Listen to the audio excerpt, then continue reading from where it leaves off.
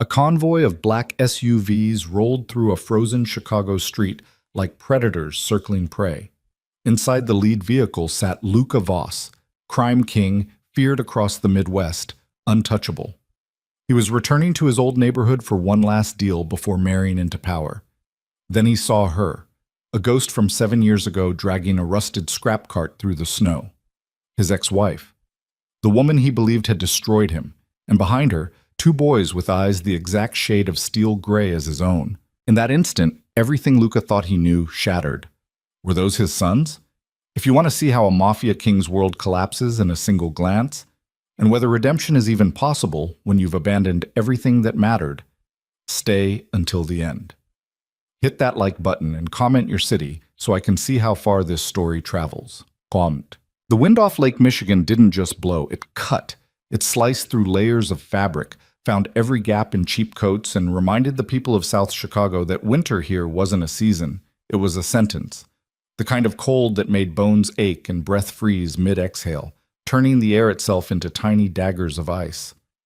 Mara Quinn had stopped noticing the cold 3 years ago. Not because she'd grown immune to it, nobody became immune to this kind of brutal chill, but because there were worse things to feel than frozen fingers and numb toes. Hunger, for instance. The gnawing kind that made her sons' faces look too thin, their eyes too large. The fear that came every month when rent was due, and the numbers in her bank account looked more like a cruel joke than actual money. She pulled the rusted scrap cart behind her, the wheels grinding against patches of ice and dirty snow that the plows had shoved to the curb weeks ago and forgotten. The cart had been her lifeline for 2 years now, filled with aluminum cans, copper wire, broken appliances she'd stripped for parts. Anything that could be sold by weight at Eddie's salvage yard for enough cash to keep the lights on one more week. "Mom, I'm tired." Nolan's voice was small, almost swallowed by the wind. Mara didn't turn around. If she looked at him, saw his pale face, the way he was struggling to keep up, she'd stop. And if she stopped, she'd cry. And if she started crying out here in the middle of Harrison Street, she wasn't sure she'd be able to start moving again. "I know, baby, just 2 more blocks." "You said that 3 blocks ago," Jace muttered from behind her. Unlike his twin brother, Jace's voice carried an edge that made him sound older than 6, harder. Like he'd already figured out that the world didn't care if you were tired or cold or scared, so complaining about it was pointless. It broke Mara's heart every time she heard it, that tone that no child should have mastered yet. "Well, now it's true," she said, forcing brightness into her voice that she absolutely did not feel. 2 more blocks and we'll be home. I'll make hot chocolate." "We don't have any hot chocolate," Jace said flatly. "I've got 1 packet left. We'll share it." She heard Nolan's footsteps speed up slightly at that. Her sweet boy, always so easy to encourage with the smallest promise. Jace remained silent, which meant he was calculating whether she was lying or not. He'd learned to do that too, to measure her words against reality and find them wanting. What kind of mother raised children who had to become accountants of her honesty? The cart's front wheel hit a pothole and nearly jerked out of her grip. Mara's shoulder screamed in protest. She'd pulled something in it last week and hadn't had the time or money to deal with it properly. She gritted her teeth, adjusted her grip, and kept walking. The street was mostly empty at this hour. 4:30 in the afternoon in February meant the sun was already starting to think about setting, casting everything in that particular gray light that made Chicago look like a city photographed in black and white. A few people hurried past with their heads down, everyone focused on getting home, getting warm, getting through another day. Nobody looked at her. Mara had learned that being poor made you invisible. People's eyes would slide right past you like you were part of the urban furniture, just another piece of the city's broken infrastructure that everyone had learned to step around without really seeing. She preferred it that way. Being noticed meant questions. Questions meant having to explain why a 30-year-old woman was hauling scrap metal through the snow with 2 small boys trailing behind her like tiny soldiers. Questions meant pity, and pity was somehow worse than invisibility, because pity required her to acknowledge her own circumstances, to see herself through someone else's eyes. So she kept her head down and pulled the cart and counted blocks. 1 more after this one. Then she heard the engines, not the regular traffic sounds of the city, the rattle of old sedans and the rumble of delivery trucks. These were different, smooth, powerful, the the kind of purr that came from machines that cost more than most people's houses. Mara's survival instincts, honed by years of navigating dangerous neighborhoods, made her glance back at her sons. "Stay close to the buildings," she said quietly. Jace immediately understood, moving toward the storefronts without question. Nolan followed his brother's lead, his eyes going wide and alert. The convoy appeared at the end of the block like a vision from a different world. 3 black SUVs, so pristine they looked like they'd been detailed that morning, rolled down Harrison Street in perfect formation. The windows were tinted so dark they seemed to absorb light rather than reflect it. Chrome accents caught the dying sunlight and threw it back in sharp glints that hurt to look at directly. Mara had seen vehicles like this before, of course. This was Chicago. This was her old neighborhood, the one she'd grown up in before everything went to hell. She knew what convoys like this meant: power, money, danger. The kind of people who traveled in vehicles like that didn't stop for red lights or parking tickets or the normal rules that governed everyone else's existence. They moved through the world with the certainty of people who'd never been told no in any meaningful way, or who'd made sure that anyone who said no learned to regret it. She should have looked away. Every instinct screamed at her to keep her eyes on the ground, to be invisible, to let the convoy pass like weather, something to be endured and then forgotten. But something made her look up. Maybe it was the way the lead SUV slowed as it approached her position. Maybe it was the prickle of awareness that crawled up her spine, the animal sense that she was being watched. Maybe it was just terrible timing, the universe's cosmic sense of humor deciding that this was the perfect moment to detonate a bomb she didn't even know had been buried in her past. The rear window of the lead vehicle was lowering. Mara's heart stopped. 7 years collapsed in an instant. The face in that window, older now, harder, with lines around the eyes that hadn't been there before, but unmistakable. Absolutely unmistakable. Luca Voss. The man she'd loved with the kind of desperate, all-consuming passion that only stupid 23-year-olds were capable of feeling. The man who'd promised her forever and then disappeared like smoke when she'd needed him most. The man whose last words to her had been accusations of betrayal screamed through a closed door while she'd stood on the other side, 3 months pregnant and trying not to collapse. The man she'd taught herself to hate with the same intensity she'd once loved him because hate, at least, kept her standing when grief would have pulled her under. Their eyes met across 20 feet of frozen Chicago street. Mara watched recognition hit him like a physical blow. His expression, controlled, cold, the face of a man who'd spent years learning not to show weakness, cracked just enough for her to see the shock beneath it. She could practically hear his thoughts from here. It can't be. She's dead. She has to be dead. I looked for her and she was gone and...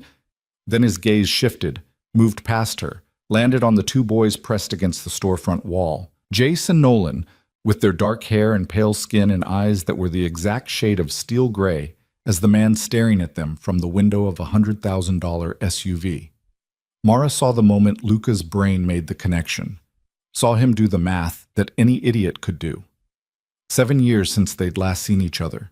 Twin boys who looked about 6 years old.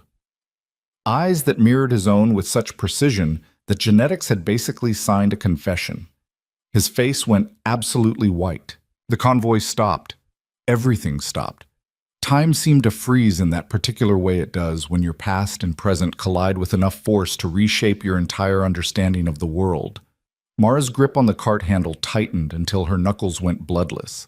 Her breath came in short, sharp gasps that had nothing to do with the cold and everything to do with the panic rising in her chest like floodwater.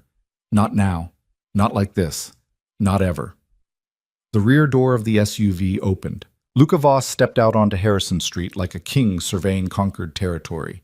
He'd always moved with a particular kind of confidence, the certainty of someone who'd never had to question whether he belonged anywhere he chose to stand. But it had intensified over the years into something more dangerous. Authority radiated from him like heat, making the very air around him seem charged with potential violence. He'd filled out since she'd last seen him. His shoulders were broader under the charcoal gray coat that probably cost more than her trailer's annual lot rent. His jaw was harder, covered in deliberate stubble that made him look like he'd just stepped out of a cologne advertisement. The boy she'd loved had been replaced by a man who looked like he ate lesser men for breakfast. But his eyes hadn't changed. Still that particular shade of gray that shifted between steel and smoke depending on his mood. Still intense enough to make her feel like he could see straight through whatever defenses she tried to construct. Still capable of making her heart do stupid things she'd thought she'd trained out of it years ago. "Luca, darling, what are we stopping for?" A woman's voice floated from inside the SUV, cultured, annoyed, with the kind of vocal fry that came from expensive private schools and a lifetime of being catered to. A second figure emerged from the vehicle. The woman was stunning in that particular way that required a team of professionals and a significant budget. Sleek black hair pulled into a style so perfect it looked lacquered, skin like porcelain, makeup applied with surgical precision.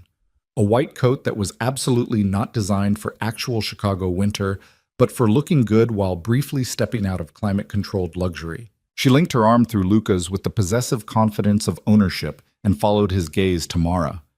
Then her expression shifted from confusion to something uglier.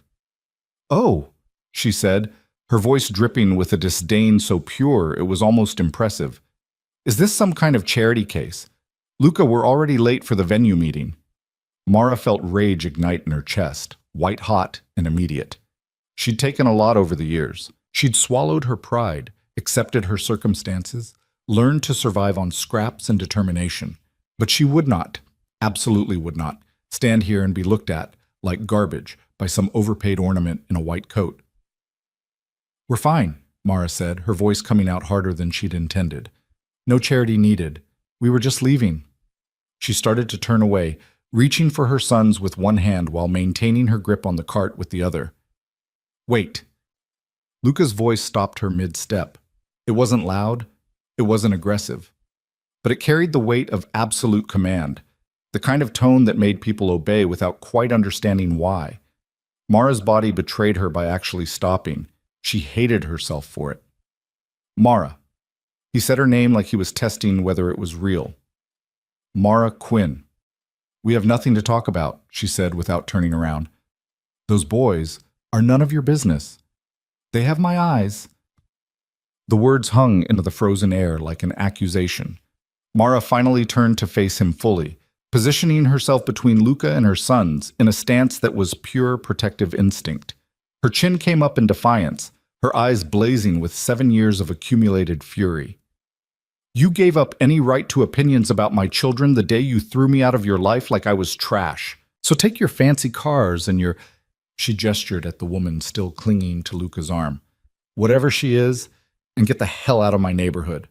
The woman's perfectly sculpted face twisted with outrage. "Excuse me? Do you have any idea who you're speaking to?" "Some guy who used to matter 7 years ago," Mara said coldly. "Now he's just traffic, and you're blocking my way home." She saw Luca flinch, actually flinch, at the words. Some small, petty part of her felt satisfied by it. Good. Let him hurt. Let him feel a fraction of what she'd felt when his father's men had physically blocked her from entering the Voss estate, when they told her that Luca wanted nothing to do with her or her lies, when she'd collapsed on the street outside those gates with her hand pressed to her stomach and prayed that the babies, were still alive. "Mom?" Nolan's voice was tiny, scared. "Can we go now?" The woman's attention snapped to the boys like a predator identifying prey. "Oh my," she said, her voice saccharine sweet, in a way that made Mara's skin crawl. "Aren't you two just adorable little things? Though you could use some proper clothing. That jacket looks like it came from a donation bin." Jace's expression went cold, that frightening blankness he'd learned to adopt when he was protecting himself from hurt. Something inside Mara snapped. "Listen to me very carefully," she said, her voice dropping to a register that she usually reserved for the genuinely dangerous people in her neighborhood, the ones you couldn't show weakness to or they'd destroy you. "You will not speak to my children. You will not look at my children. You will get back in your expensive car and you will leave. Now." The woman laughed, actually laughed, the sound sharp and cruel. "Or what? You'll hit me with your little cart?" She reached into her designer purse and pulled out a sleek wallet. "Here's what we're going to do instead. I'm going to give you some money, let's say $500, that's probably more than you see in a month. And you're going to take your unfortunate offspring and disappear, permanently. Whatever connection you think you have to my fiancé is ancient history. He's moved on, way up." She gestured to herself. And well, here." She pulled out a stack of bills and held them out like she was feeding a stray dog. Mara looked at the money, $500. That was groceries for 2 months, heat for the trailer, Nolan's inhaler prescription with enough left over for Jace's glasses repair. Every practical cell in her body screamed at her to take it. Her pride, battered, scarred, but somehow still intact, told her exactly what she could do with that woman's money. Mara reached out. The woman's smile turned triumphant. Then Mara took the bills and threw them directly into the filthy snow at the woman's feet. "Keep your money," she said quietly. "We don't need it. And we definitely don't need to be paid off like we're some kind of problem to be solved. Come on, boys." She turned and grabbed the cart handle, her entire body shaking with adrenaline and fury and something that felt dangerously close to despair. "Mara, wait," Luca started. "Don't." She cut him off without looking back. "Don't you dare. You made your choice 7 years ago. You believed I betrayed you. You threw me away. And you know what? I survived it. I survived all of it. So you don't get to weight me now. You don't get to question me about my sons. You don't get anything from me except my back as I walk away." She started pulling the cart, her sons falling into step behind her. Jace looked back once, his gray eyes meeting Luca's in a moment of connection that made the older man actually stagger backward a step. Then the boy turned away and kept walking. Mara didn't stop.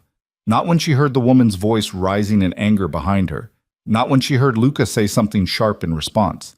Not when she heard car doors slamming. She just pulled her cart and her boys forward, counting steps instead of blocks now, focusing on the simple mechanics of movement. Because if she let herself think about what had just happened, about the look on Luca's face when he'd seen the twins, about the questions that were going to come, about the entire structure of careful invisibility she'd built over 7 years potentially crumbling, she would shatter right here on Harrison Street. "Mom?"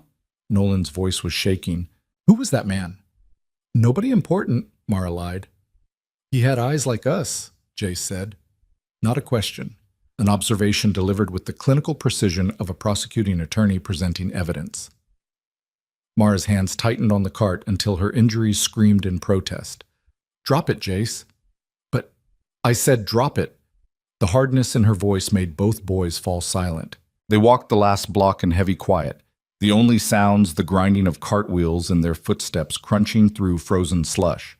The trailer park appeared ahead, a cluster of aging mobile homes that the city planners had shoved into the least desirable corner of the neighborhood and then promptly forgotten about. Home. Their trailer was fourth from the left in the second row, a faded blue single-wide that leaked heat in winter and turned into an oven in summer. The steps were rickety, the door stuck. The whole structure tilted slightly to the left like it was tired and thinking about lying down. But it was theirs. Mara had paid every cent of rent on time for 3 years. She'd patched the roof herself when it started leaking. She'd weatherproofed the windows with plastic sheeting and made it work. She parked the cart beside the trailer and fumbled for her keys with numb fingers. "Inside," she told the boys, "shoes off. Jace, start the space heater in your room. Nolan, check if there's still bread for toast." They obeyed without argument, which told her they understood something serious had just happened, even if they didn't fully comprehend what. Mara waited until the door closed behind them before she let herself lean against the trailer's cold metal siding and press her hands to her face. 7 years. 7 years of rebuilding herself from nothing. 7 years of learning to be enough for 2 boys who deserved so much more than she could give them. 7 years of carefully constructing a life that was small and hard and precarious but hers, something she controlled, something that couldn't be taken away by someone else's choices. And Luca Voss had walked back into it in the span of 5 minutes and threatened to burn it all down just by existing. Because she knew him, knew that look in his eyes when he'd seen the boys. He wasn't going to let this go. Inside the lead SUV, Luca Voss sat frozen as the convoy pulled away from the curb. His hands were shaking. Luca Voss, the man who'd negotiated with cartel representatives without breaking a sweat, who'd stared down federal prosecutors and smiled, who'd built an empire on the ability to remain cold and controlled in any circumstance, was shaking like a teenager who'd just seen his first dead body. "Well, that was certainly dramatic," Celeste said from beside him, her tone dripping with sarcasm. Though I have to say, darling, your taste in exes is absolutely tragic. Did you see that coat? I think I saw the same one in a Goodwill window last week. Luca didn't respond. Couldn't respond. His mind was replaying the last 5 minutes on an endless loop. Mara's face, older, harder, but still her. The way she'd looked at him with such pure hatred that it had felt like a physical blow. The boys with their thin frames and worn clothes and eyes that were mirrors of his own. 7 years ago. The timeline matched perfectly. The math was simple, brutal, undeniable. Luca? Celeste's voice took on an edge. Are you listening to me? We're supposed to be looking at the venue for the engagement party, and you're... What are you doing? He was pulling out his phone. Marcus, he said when his head of security answered, I need information. Mara Quinn. Last known address, employment history, everything. I want it within the hour. Understood, boss. And Marcus? This is priority 1. Drop everything else. He ended the call.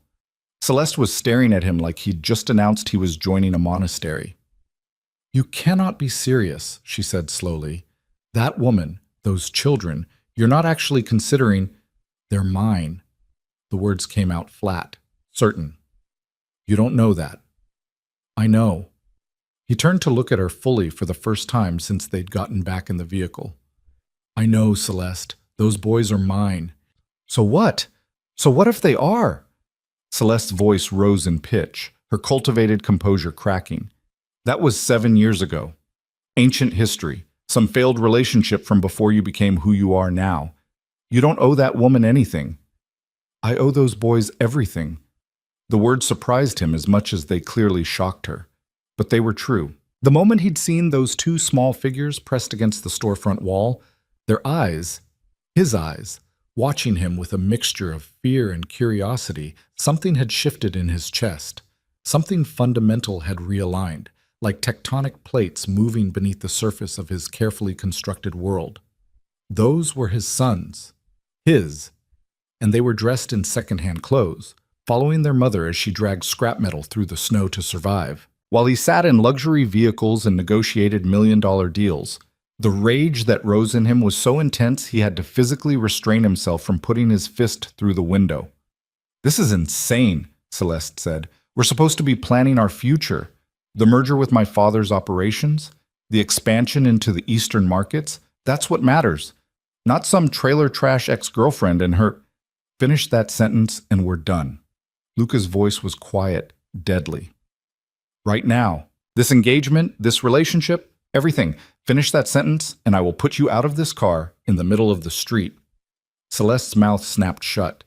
She'd never heard him use that tone with her before. Nobody had, really, except for people who ended up regretting it very shortly afterward. You're making a mistake, she said finally, her voice tight. Probably. Luca looked out the window at the passing city. But it's my mistake to make. The rest of the drive passed in frigid silence. When the convoy pulled up to the Voss estate, a sprawling compound in Lincoln Park that looked more like a fortress than a home, Luca was out of the vehicle before it fully stopped. Sir? His driver looked concerned. The venue appointment. Cancel it, Luca said over his shoulder. Cancel everything for the next week. He took the front steps 2 at a time and burst through the doors with enough force to make them bang against the walls. The house staff scattered at his approach. Smart people. He needed exactly one person right now, and that person was sitting in the study like he always was at this hour, reviewing reports, managing his empire, controlling every aspect of his world with the precision of a master puppeteer. Luca didn't knock. Victor Voss looked up from his desk as his son entered, his expression mildly curious. Luca, I thought you had an appointment with the Wynn girl this afternoon. We need to talk, Luca said, about Mara Quinn. Something flickered in Victor's eyes, too fast to identify, but definitely there. That's ancient history, son. Why bring up... Because I just saw her. Luca crossed the room and planted his hands on his father's desk, leaning forward until they were nearly eye to eye. I saw her on Harrison Street, dragging a scrap cart through the snow, with 2 6-year-old boys who have my eyes. Victor's expression didn't change. That was how Luca knew. If his father had been surprised, genuinely shocked by this information, he would have reacted. Victor Voss was a master of control, but even masters had tells when confronted with the genuinely unexpected. But there was nothing. No shock, no confusion, just a carefully blank expression that told Luca everything he needed to know. "You knew," Luca said softly. "You knew she was pregnant." "I knew she claimed to be pregnant," Victor corrected. "I knew she tried to use that claim to manipulate you into staying with her instead of focusing on your future. Your real future, not some romantic fantasy about running away with a girl who was clearly using you for access to our family's resources." The room temperature seemed to drop 20 degrees. "Tell me exactly what happened 7 years ago," Luca said, his voice deadly calm. "And I would strongly advise you not to lie to me right now." Victor leaned back in his chair, studying his son with the clinical interest of a scientist observing a particularly fascinating specimen. "She came to the house," he said finally, "after you'd left for the Singapore negotiations, crying, hysterical, claiming she was pregnant and that you'd abandoned her, that you'd promised her marriage and then disappeared. And I handled it. I explained that you'd discovered her infidelity." "What infidelity?" Luca's voice cracked like a whip. "The photographs I'd shown you, the ones of her with Marcus Chen at that hotel." "Marcus works for us. He always has." "He did, until I paid him to take those photographs with her, to make it look like she'd betrayed you." Victor said it casually, like he was discussing the weather.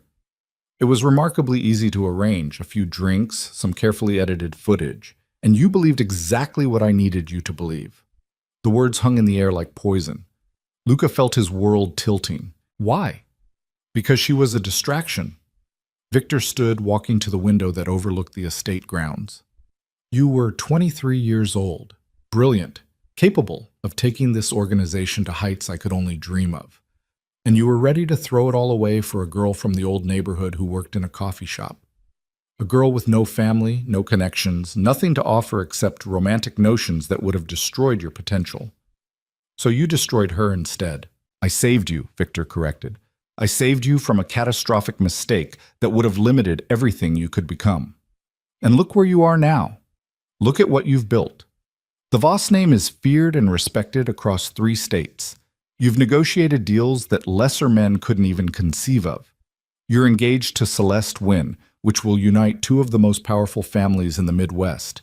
You have everything. Except my sons." Luca's voice was barely a whisper. "Except 7 years with my children. Except Mara. Mara was weak. She would have made you weak." Luca turned to face his father fully. In that moment, he saw him clearly for perhaps the first time in his life.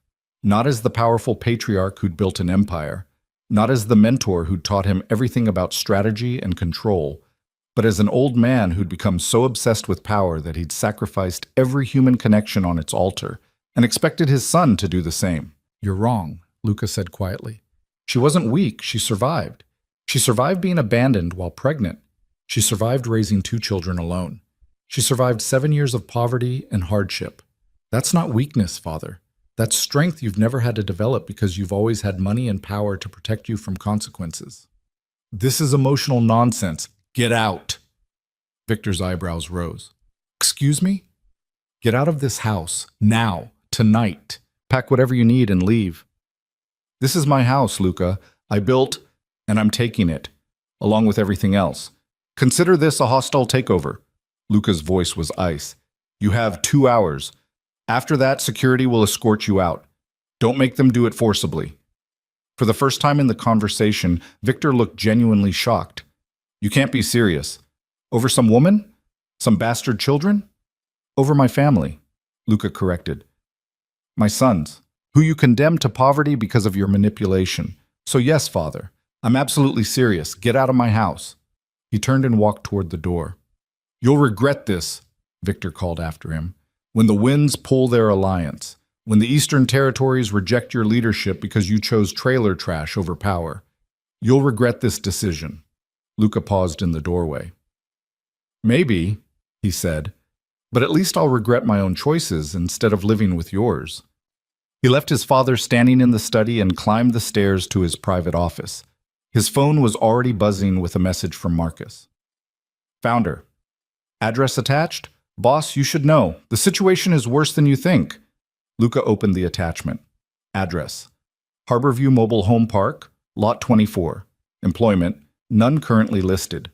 Previous employment at 3 different cleaning services, all terminated. Income, disability payments, and scrap metal sales. Medical records: flagged. Multiple ER visits for malnutrition-related issues. Both children showing signs of chronic respiratory problems likely related to mold exposure. The words blurred as Luca read them. His sons, his children, were sick, living in conditions that were making them sick. While he'd been building empires and accumulating wealth and planning engagement parties with a woman he didn't even love. His phone buzzed again. Also found the witness you're going to want to talk to. Maribel Crane, 78, lives across from your old neighborhood. She was there 7 years ago. Says she has information. Luca was already moving. On. Maribel Crane's apartment was a 4th-floor walk-up in a building that had been old when Luca was a child. The elevator had never worked in his memory, and apparently still didn't, based on the out-of-order sign that looked like it had been there for decades. He climbed the stairs, his expensive shoes echoing in the concrete stairwell. The door to 4B was painted a cheerful yellow that seemed wildly out of place in the dingy hallway. Luca knocked. "It's open," a voice called from inside. "Come in, Mr. Voss. I've been expecting you." He pushed the door open and found himself in a small apartment that was cluttered but clean. Every surface was covered with photographs, plants, and the accumulated treasures of a long life. Maribel Crane sat in an armchair by the window, a blanket over her lap despite the overheated room. She was tiny, barely 5 feet tall even when she'd been young, Luca guessed, with silver hair and eyes that were sharp despite her age. "You look like your father," she said without preamble, "but you've got your mother's mouth. She was a kind woman, your mother, before this life broke her." Luca crossed the room and sat in the chair she gestured to. "You have information about Mara Quinn." "I have the truth about Mara Quinn," Maribel corrected. "Whether you want to hear it is another matter entirely." "Tell me." She studied him for a long moment, like she was weighing something important. Then she began to speak. 7 years ago, a girl showed up at the Voss estate gates, crying, pregnant, desperate. She'd been trying to call you for weeks, but someone had blocked her number. Your father's people stopped her at the gate, told her you wanted nothing to do with her, told her you knew about her betrayal, and considered her dead to you. Luca's hands clenched on the arms of the chair. She collapsed right there on the street. I was walking past. I used to walk every day back then, before my knees gave out, and I saw the whole thing. Called an ambulance, stayed with her at the hospital. She was barely keeping those babies alive, stress-induced complications. They thought she might lose them. Maribel's voice was gentle, but her words were devastating. She stayed in the hospital for 3 days. When she got out, she tried one more time to reach you. Your father's men stopped her again. One of them, big guy, scar on his face, told her that if she tried to contact the Voss family again, there would be consequences. That pregnant or not, they'd make sure she understood her place. Rage, pure incandescent rage, flooded through Luca's system. She left the city after that. I gave her what money I could, helped her get a bus ticket to Milwaukee. Figured she'd be safer away from here. Maribel leaned forward. She came back 3 years ago. I don't know why. I see her sometimes, dragging that cart around, those boys trailing behind her like little shadows. And I think about calling you, telling you the truth. But what good would it do? You'd become your father's son by then. Another powerful man who valued control over people. I'm not my father. Aren't you? She raised an eyebrow. You walked away from her based on manufactured evidence. You built an empire on fear and violence. You're about to marry a woman you don't love to consolidate power. How exactly are you different? The question hit him like a physical blow. I can change, he said. Can you? Or will you just throw money at the problem? Give Mara a check, set up your sons in some fancy school, and then go back to your empire building while congratulating yourself on being generous? What would you have me do? Maribel smiled, sad and knowing. That's not for me to say, Mr. Voss. But I'll tell you this. That girl has survived things that would have broken lesser people. She's raised 2 boys alone, in poverty, and somehow kept them kind. I see them sometimes, those twins. The hard one and the soft one. And they're good children despite everything. That's Mara's doing. That's her strength. She paused. So if you're going to walk back into her life, you better be damn sure you're doing it for the right reasons. Not guilt, not obligation, not to soothe your own conscience, because she doesn't need another man who makes promises he can't keep. She's survived those already. Luca stood. Thank you, Mrs. Crane. Don't thank me yet. You haven't done anything worth thanking. She settled back in her chair. But if you do, if you actually become a man worth those boys calling father, then maybe I'll accept your gratitude. He left her apartment with her words ringing in his ears. Outside, night had fully fallen. Luca stood on the street and looked toward the south side of the city, toward the trailer park where his sons were sleeping in conditions that were making them sick, with a mother who'd survived things she should never have had to survive. His phone buzzed. Celeste, we need to talk. This is ridiculous. Call me. He deleted the message. Then he called Marcus. I need you to arrange something, he said when his security chief answered. Tomorrow morning. And Marcus? This is going to get complicated. The blizzard warning came through on Mara's phone at 11 p.m., the sharp buzz cutting through the thin walls of the trailer like an alarm. She was still awake, sitting at the cramped kitchen table with a calculator and a stack of bills that refused to make sense no matter how many times she rearranged them. Rent, $650, due in 5 days. Electric, $180, already 2 weeks overdue. Nolan's inhaler prescription, $85. He'd need a refill by next week. Money from today's scrap haul, $43. The math didn't work. It never worked. But she kept doing it anyway, like somehow if she stared at the numbers long enough they'd rearrange themselves into something survivable. She glanced at the weather alert. Historic winter storm expected to hit Chicago area beginning 2 a.m. Blizzard conditions. Wind chills reaching -40. Residents advised to stay indoors. Power outages likely. Mara looked around the trailer. The space heater in the boys' room was already running on its highest setting, barely keeping their small space above 60 degrees. If the power went out, when the power went out, because it always went out in this park during heavy storms, they'd have maybe 4 hours before the cold became dangerous. She checked her emergency supplies. 3 blankets, 2 flashlights with questionable batteries, half a gallon of water, some granola bars that were probably expired. Not enough. Never enough. She heard movement from the boys' room, light footsteps that she immediately identified as Nolan's. He appeared in the doorway moments later, his thin frame wrapped in a blanket, his eyes sleepy. Can't sleep? Mara asked softly. He shook his head and padded over to her, climbing into her lap with the unconscious trust of a child who'd never learned to question whether his mother would catch him. At 6 years old, he was getting too big for this, all long limbs and sharp elbows. But Mara held him anyway. Bad dreams? She asked. No, just thinking. About what, baby? Nolan was quiet for a long moment. Then, that man today. The one with the eyes like us. Mara's entire body tensed. Jace said he was our dad, Nolan continued, his voice small. Is that true?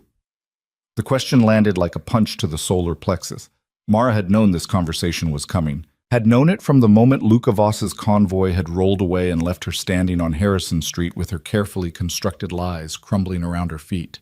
But knowing something was coming and being prepared for it were two very different things. What did Jace tell you? She asked carefully.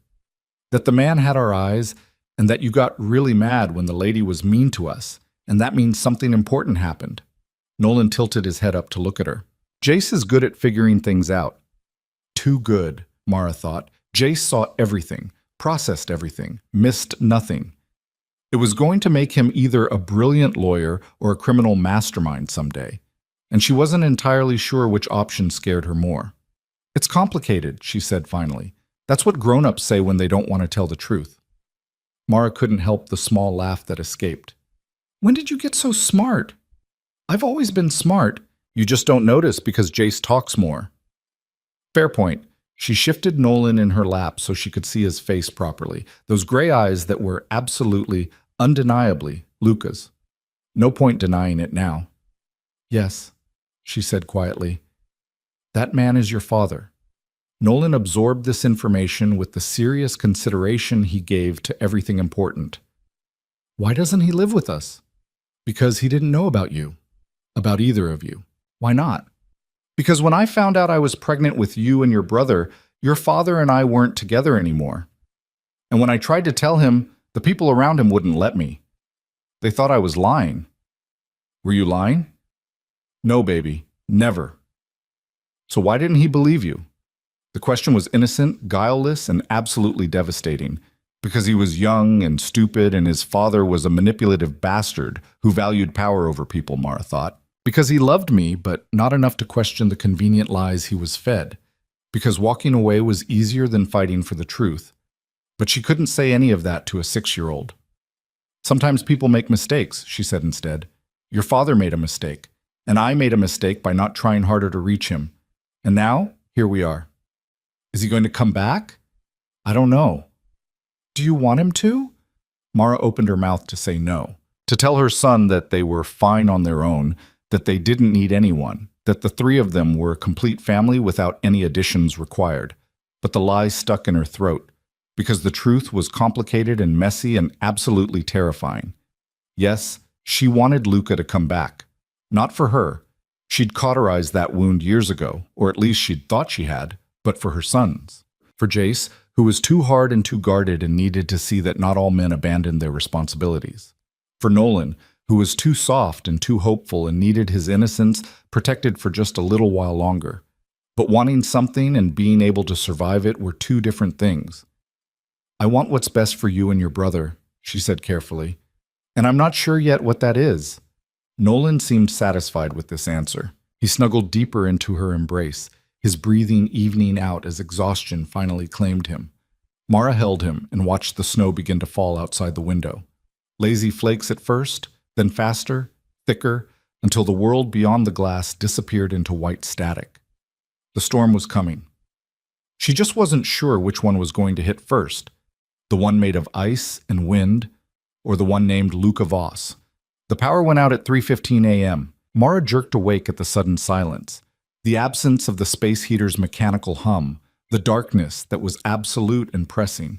She'd moved Nolan back to his bed an hour ago and had been dozing fitfully at the kitchen table, too anxious to actually sleep. She grabbed one of the flashlights and flicked it on. The beam was weak, watery, but enough to navigate by.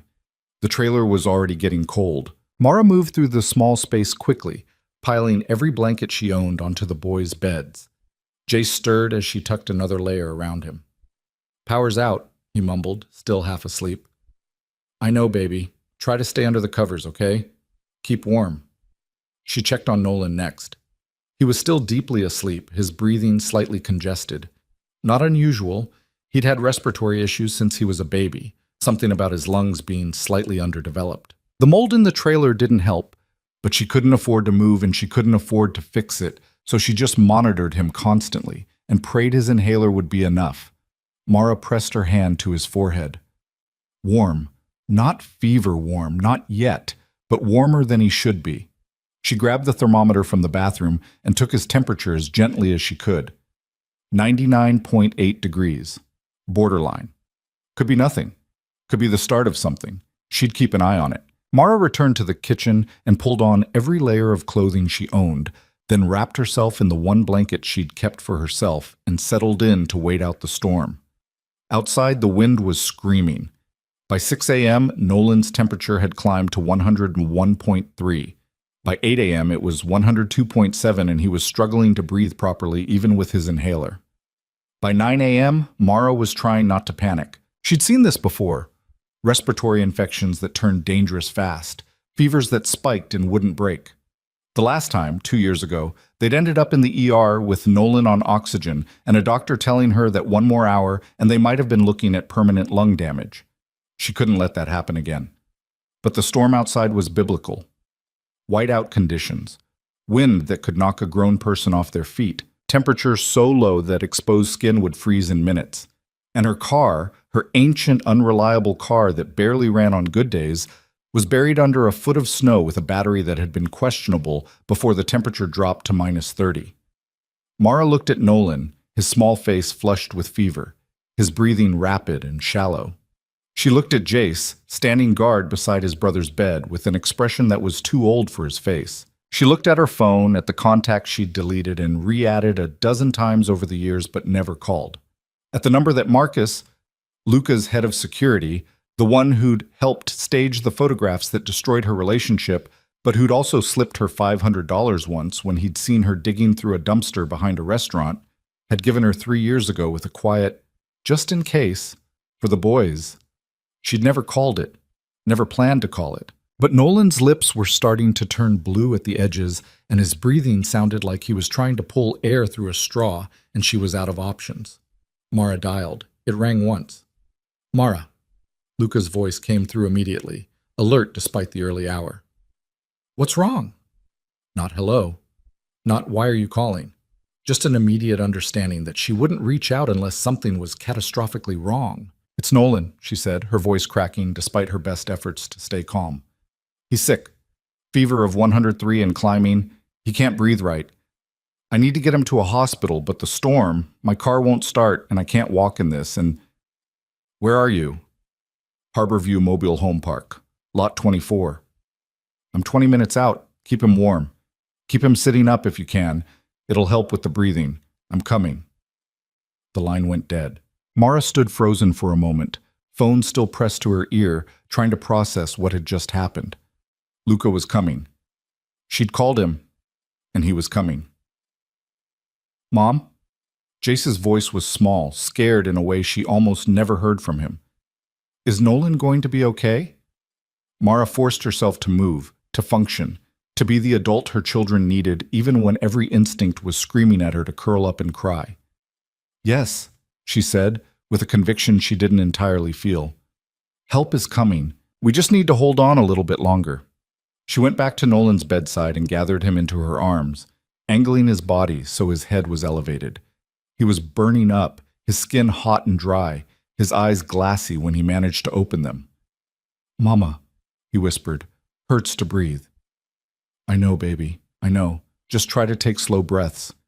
Help is coming. The minutes crawled by with agonizing slowness. Mara counted Nolan's breaths, monitored the bluish tint at his lips, tried not to think about all the things that could go wrong before Luca arrived. If he arrived, what if he'd changed his mind? What if this was some kind of cruel joke, revenge for her hanging up on him yesterday? What if... The sound of an engine cut through the wind's howl. Mara's head snapped up. Through the frost-covered window, she could see lights, bright, powerful, cutting through the whiteout like searchlights. Not one vehicle, 3. The same black SUVs from yesterday, somehow navigating the unplowed streets of the trailer park like the laws of physics didn't apply to them. The lead vehicle stopped directly in front of her trailer. The door opened. Luca Voss stepped out into the blizzard like he was stepping out for a casual stroll. He was dressed for the weather this time, heavy coat, boots, gloves, but he still moved with that particular confidence that suggested the storm was merely an inconvenience rather than a life-threatening danger.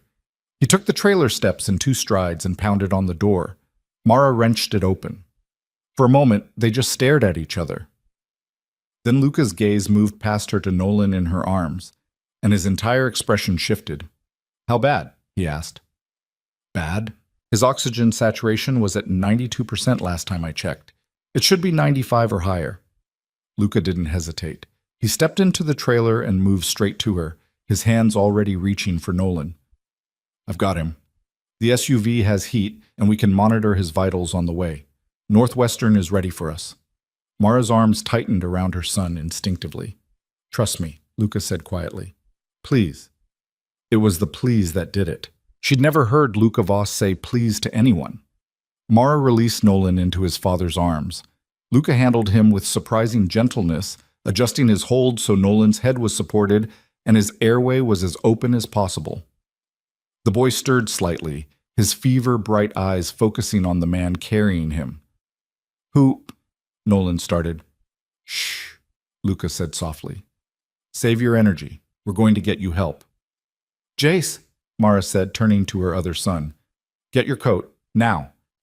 Jace was already moving, pulling on his worn jacket with quick, efficient movements. They piled out into the storm. The wind hit Mara like a physical force, stealing her breath and driving ice crystals into any exposed skin. Luca was already moving toward the SUV, Nolan bundled against his chest, moving with the kind of purposeful speed that suggested he'd navigated worse conditions. The rear door of the lead vehicle was open. A man Mara vaguely recognized, Marcus, the security chief, was gesturing them inside. "Heated blankets ready," he said, as Luca climbed in with Nolan. "Medical kit is under the seat. ETA to Northwestern is 15 minutes. Mara and Jace scrambled in after them. The interior of the SUV was like stepping into a different world. Warm, climate-controlled. Leather seats that probably cost more than her annual income. A small medical setup in the back that looked more comprehensive than some urgent care clinics. Luca was already wrapping Nolan in heated blankets, his movements practiced and sure. "Pulse ox," he said without looking up. Marcus handed him a small device. Luca clipped it onto Nolan's finger and watched the readout. 89%, he said, his voice tight. "He's dropping. We need to move. Now." The convoy lurched into motion. Mara found herself pressed against the far side of the vehicle with Jace tucked against her side, watching as Luca worked over Nolan with focused intensity. He grabbed an oxygen mask from the medical kit and fitted it over Nolan's face with gentle precision. "Breathe slowly, buddy," he murmured. "Nice and easy. The oxygen will help." Nolan's eyes tracked to him, glassy and confused. "Who are you?" he whispered through the mask. Luca's hands faltered for just a fraction of a second. "Someone who should have been here a long time ago," he said quietly. The drive to Northwestern Medical Center should have taken 30 minutes in normal conditions. Luca's drivers made it in 12, navigating the storm-ravaged streets with skill that was probably illegal and definitely impressive. They pulled up to the ER entrance and Luca was out of the vehicle before it fully stopped, Nolan in his arms, barking orders at the medical staff who appeared with a gurney. 6-year-old male, respiratory distress, fever of 103, oxygen saturation dropped to 89% in transit. The ER staff took over with practiced efficiency, transferring Nolan to the gurney and wheeling him inside. Mara tried to follow. A nurse stopped her at the doors. "Family only." "I'm his mother," Mara said, her voice sharp with barely controlled panic. "Of course. Right this way." They swept Nolan into a treatment room. Mara found herself pushed to the side as doctors and nurses swarmed her son, attaching monitors, starting an IV, adjusting oxygen flow. Luca was there too, answering questions with the kind of detailed information that suggested he'd memorized every relevant detail from the brief time in the SUV. "How did you know his medical history?" a doctor asked. "I didn't. I'm going on what the mother told me in transit," Luca said, then stepped back to let them work. He ended up next to Mara, both of them pressed against the wall, watching strangers try to save their son. "He's going to be okay," Luca said. It wasn't a question. It was a statement of absolute fact, delivered with the kind of certainty that came from a man who was used to bending reality to his will through sheer force of determination. "You don't know that," Mara whispered. "Yes, I do, because I won't accept any other outcome." A doctor, young, female, competent-looking, approached them. "We've got him stabilized for now. Oxygen levels are coming back up. It's pneumonia, probably been developing for a few days. The fever and the respiratory distress are classic presentation. We're starting him on IV antibiotics and we'll need to keep him for at least 48 hours for observation." "Whatever he needs," Luca said immediately. "Insurance information?" Luca pulled out a black credit card. "Bill everything to me directly. No insurance necessary." The doctor's eyebrows rose, but she nodded and took the card. Mara felt like she was watching the scene from underwater. Everything slightly muffled, slightly unreal. "Mrs. Voss?" the doctor said. It took Mara a moment to realize the woman was talking to her. We're not," she started.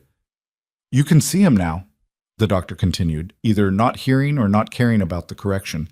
"He's asking for his mom." Mara moved on autopilot, following the doctor to Nolan's bedside. Her son looked impossibly small in the hospital bed, surrounded by machines and monitors and tubes. But his color was better, his breathing was easier. His eyes were clear when they focused on her. "Hi, baby," Mara said, her voice breaking. Hi, Mama. Nolan's voice was rough, strained. I was scared. I know, I was scared too, but you're safe now. You're going to be fine. The man with the eyes brought me here. Yes, he did. Is he really my dad? Mara looked over her shoulder. Luca was standing in the doorway, Jace beside him, both of them watching, waiting. Yes, she said. He's really your dad. Nolan absorbed this, his expression thoughtful despite the fever and exhaustion. Okay, he said finally, then louder. Thank you for saving me. Luca crossed the room in 3 strides. You don't need to thank me, he said, his voice rough. This is what fathers do. They show up. They help. I'm sorry I didn't do it sooner. It's okay. You're here now. The simple forgiveness in those words broke something in Luca's expression. Mara watched him press his hand gently to Nolan's forehead, a gesture so instinctively paternal it made her chest ache, and saw the moment he felt the lingering fever. Rest, Luca said. Let the medicine work. I'll be right outside. Promise? Promise. They left Nolan to sleep and reconvened in the hallway outside the room. Jace had been silent through the entire ordeal, but now he stepped forward and looked up at Luca with an expression that was equal parts suspicious and calculating. You're our dad, he said. It wasn't a question. Yes. Where were you? The question was delivered with brutal directness. Luca crouched down so he was eye level with his son. That's complicated, he started. That's what Mom said. It's not complicated. Either you wanted to be here or you didn't. I didn't know you existed. Why not? Because I was lied to by people I trusted. They told me your mother had betrayed me, and I believed them instead of fighting to find out the truth. That was my mistake. My failure. Not your mother's. Not yours. Jay stared at him for a long moment. Are you going to leave again? No. How do I know you're telling the truth? You don't. You can't. Because I haven't proven it yet. Luca's voice was steady, honest. But I'm going to. Every single day. I'm going to show up and be present and do the work until you believe me. However long that takes. What if it takes forever? Then I'll spend forever proving it. Jace's expression didn't soften, but something shifted behind his eyes. A crack in the armor, maybe. A tiny opening that suggested he might be willing to consider the possibility that this man was telling the truth. Okay, Jace said finally. But I'm watching you.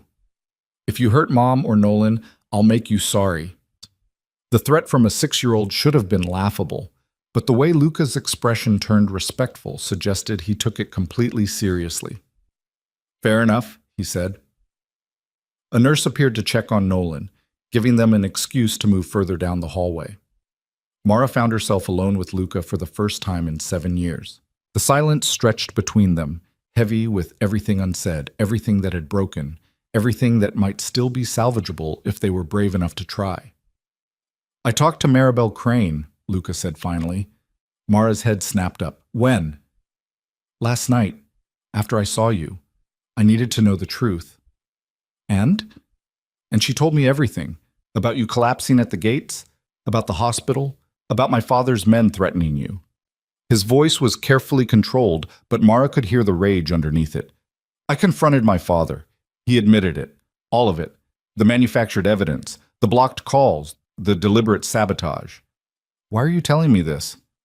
Because you deserve to know that I understand what was done to you, to us, and that I'm sorry. Sorry doesn't change 7 years. No, it doesn't. Nothing can change that. But maybe, he paused, choosing his words carefully, maybe we can change what happens next. Mara laughed, but there was no humor in it. What happens next? You go back to your empire and your fiancé and your life, and we go back to our trailer. That's what happens next. No fiancé. I ended it. That stopped her. What? Yesterday, after seeing you and the boys, I ended the engagement, told her I was done with that world. Luca ran a hand through his hair in a gesture of frustration that was achingly familiar. I also kicked my father out of the family house and took over his operations. Spent all night restructuring everything to cut ties with the more violent aspects of the business. Why? Because I don't want my sons growing up thinking their father is a monster. Because I don't want to look at them and see disgust in their eyes. Because, he stopped, his jaw working. Because I want to be better than my father, and that starts with making different choices. Mara studied him. This man who'd once been her entire world, who'd broken her so thoroughly she'd had to rebuild herself from fragments, who was standing here now claiming he wanted redemption. Pretty words, she said finally, but words are easy. Action is hard.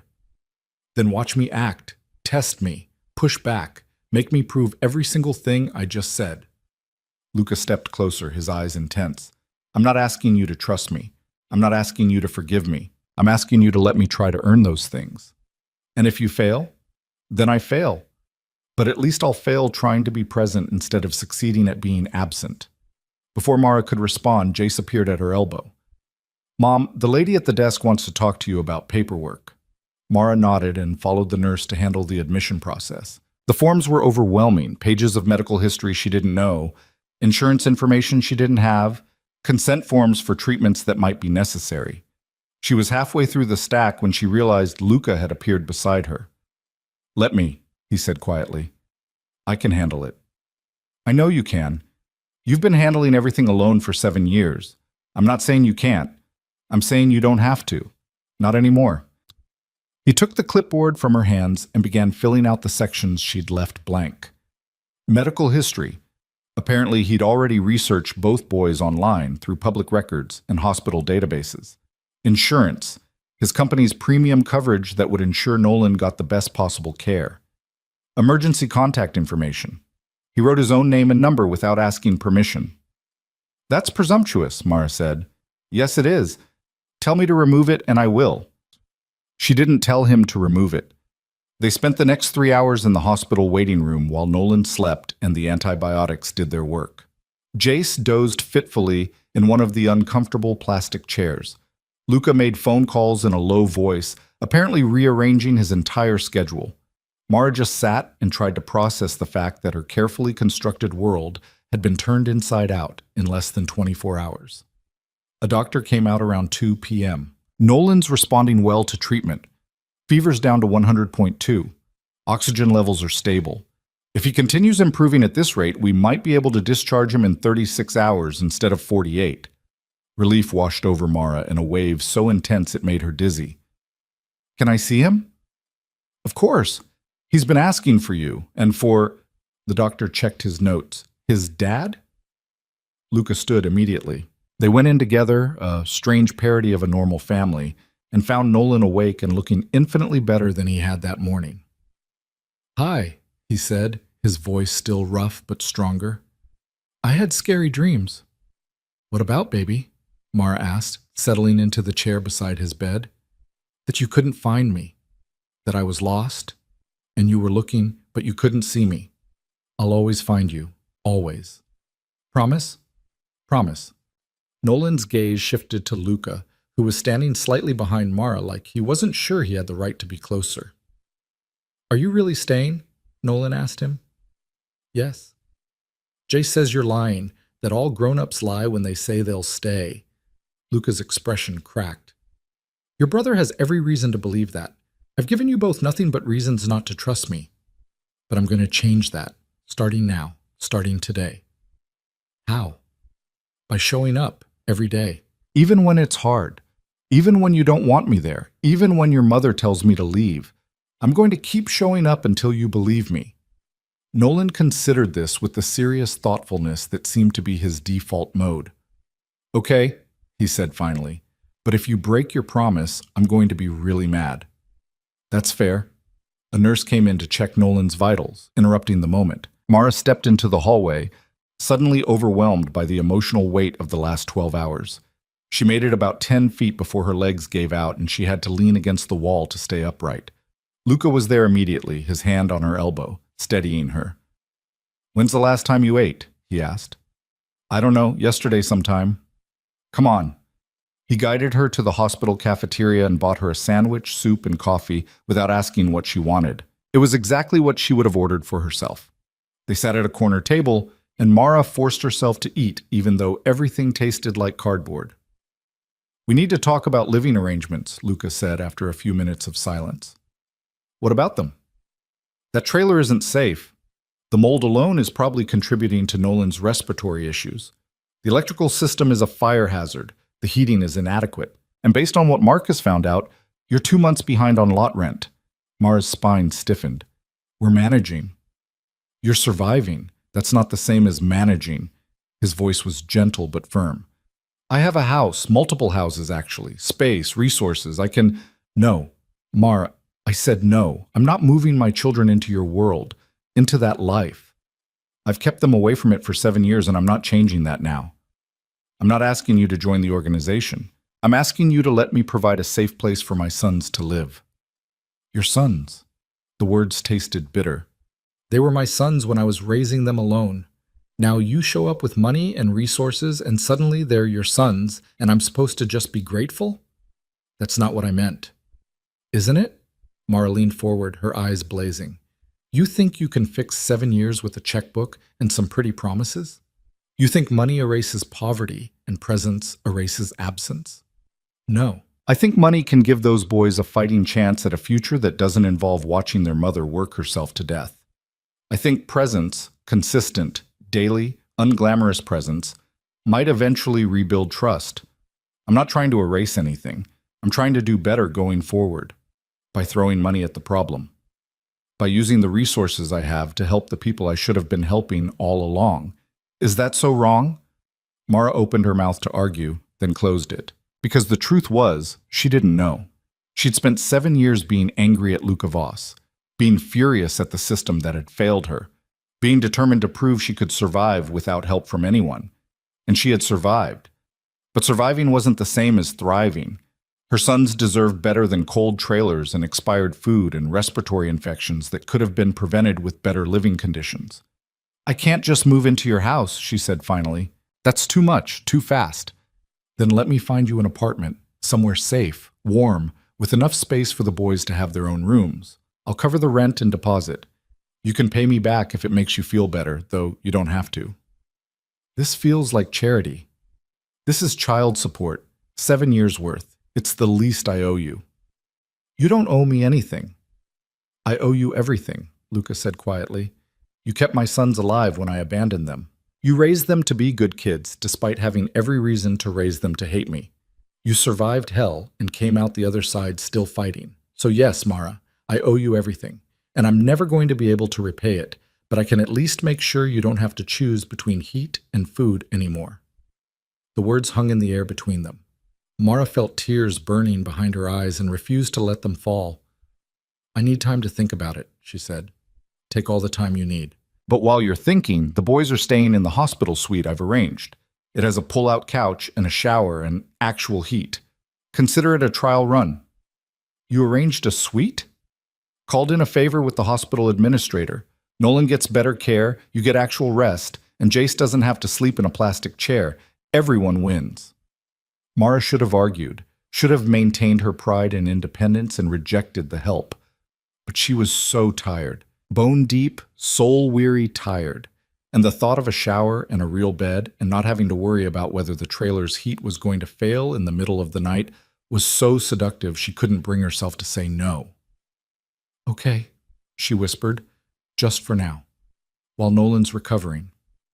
Just for now, Luca agreed. But they both knew it was the first crack in the wall she'd built between them. And once walls started cracking, they were very difficult to repair. The hospital suite was nicer than any place Mara had lived in the past 7 years. Private bathroom with a shower that had actual water pressure. A pull-out couch that was more comfortable than her bed at the trailer.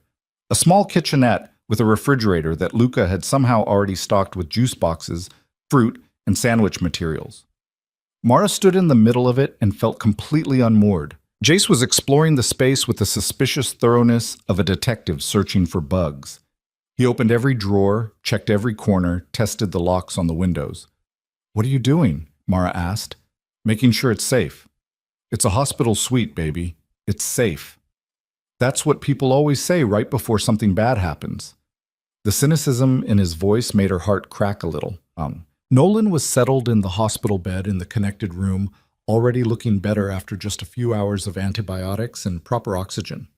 A nurse had just finished checking his vitals and declared him much improved, which was the best news Mara had heard in days.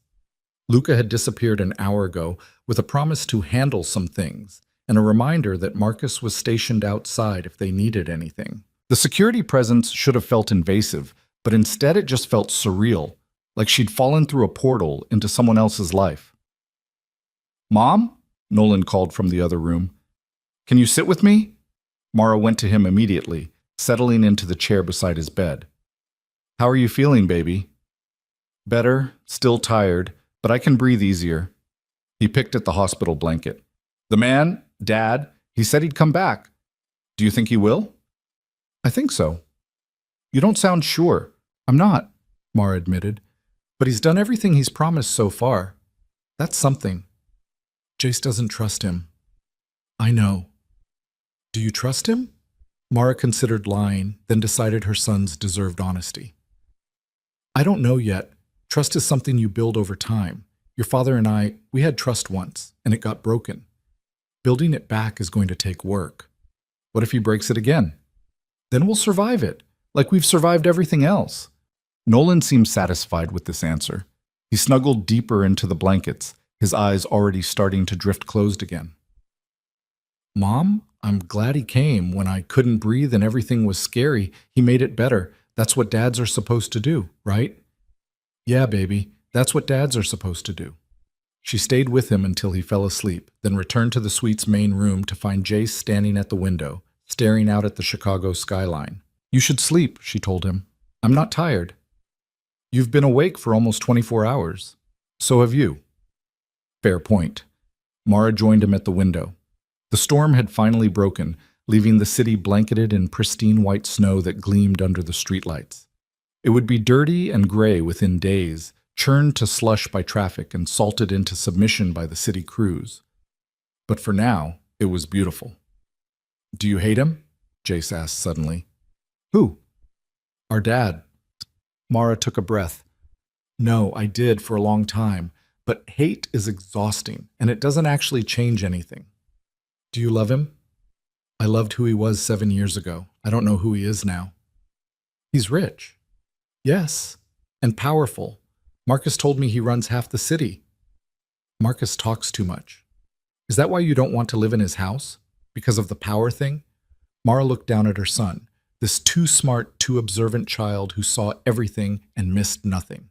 "Partly, but mostly because I spent 7 years building a life where I made the decisions, where nobody could take things away from me because I didn't depend on anyone.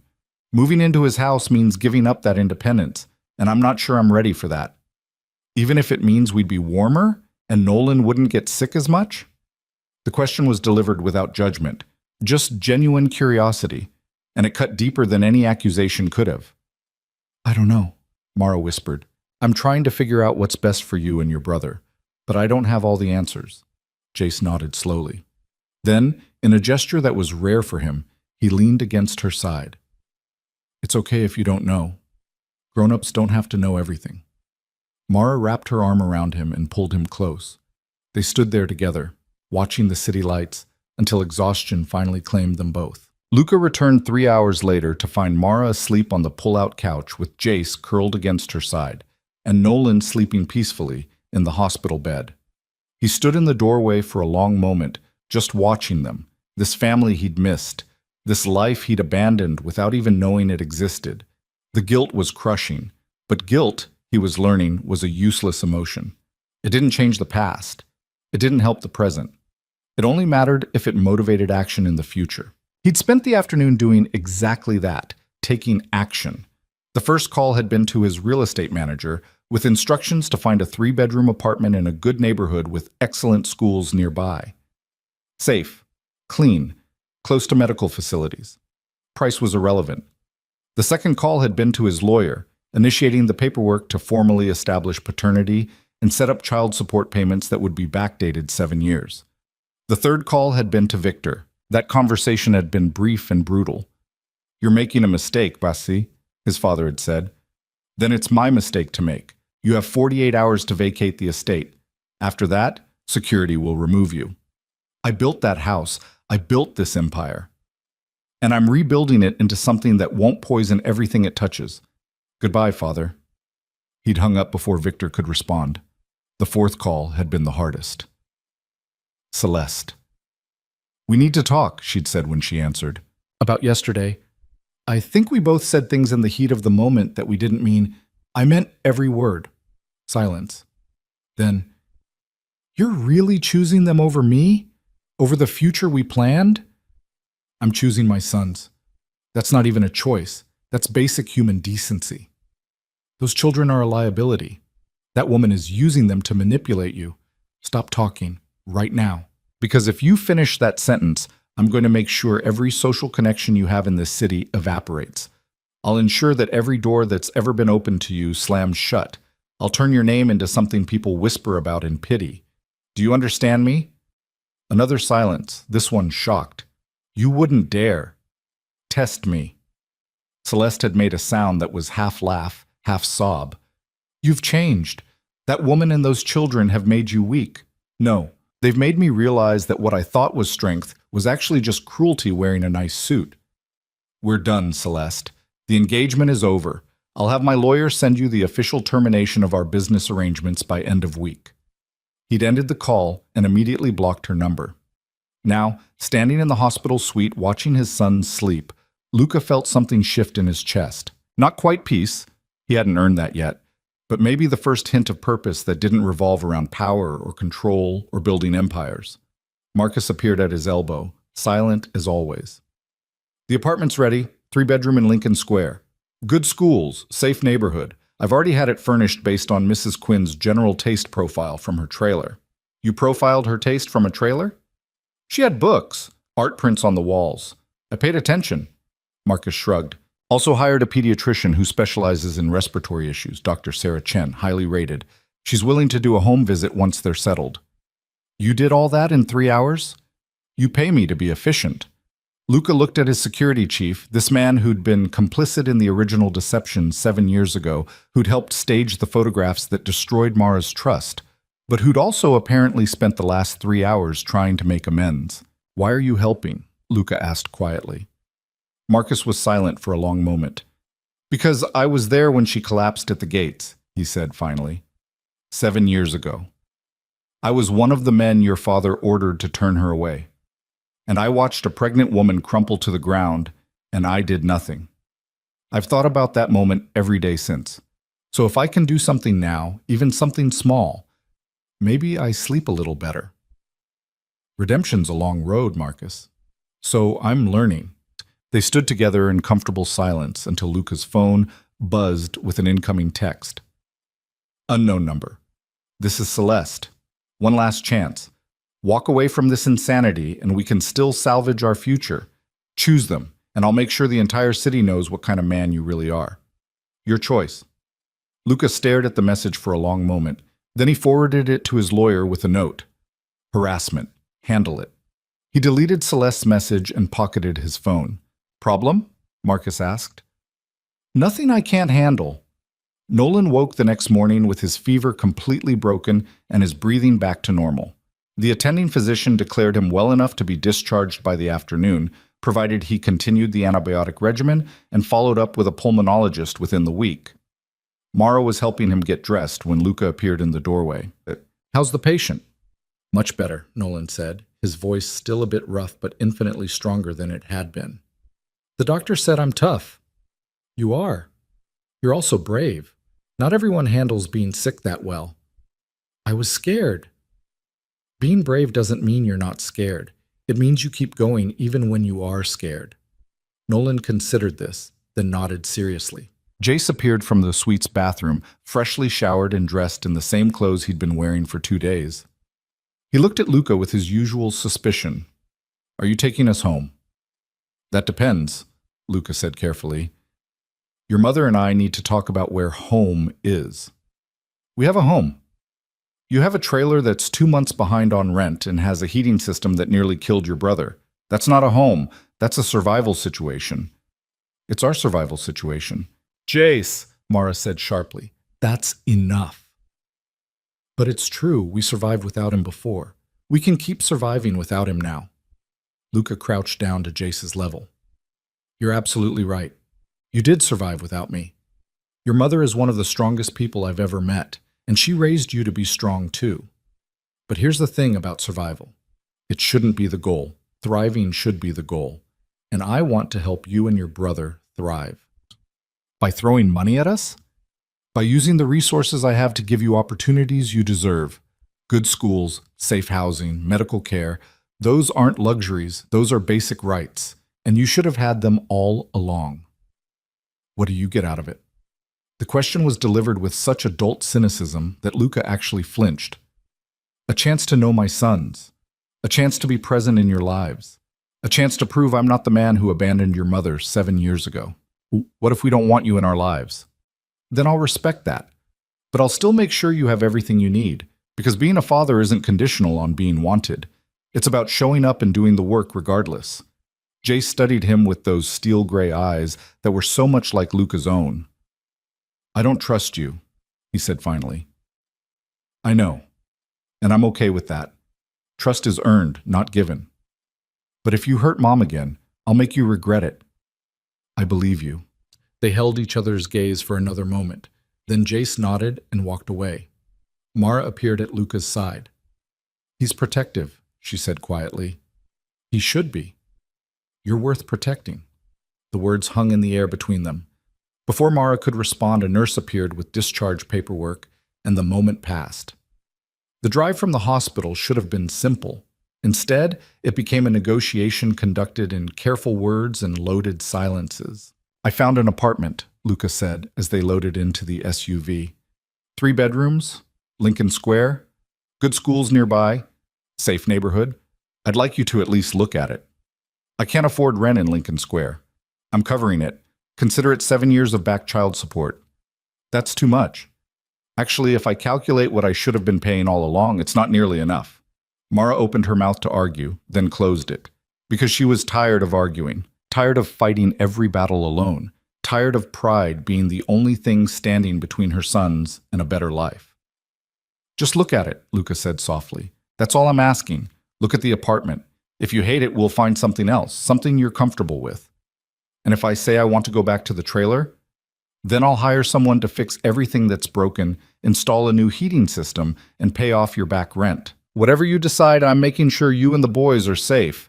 Nolan piped up from the back seat where he was buckled in next to Jace. Can we see the new place, please?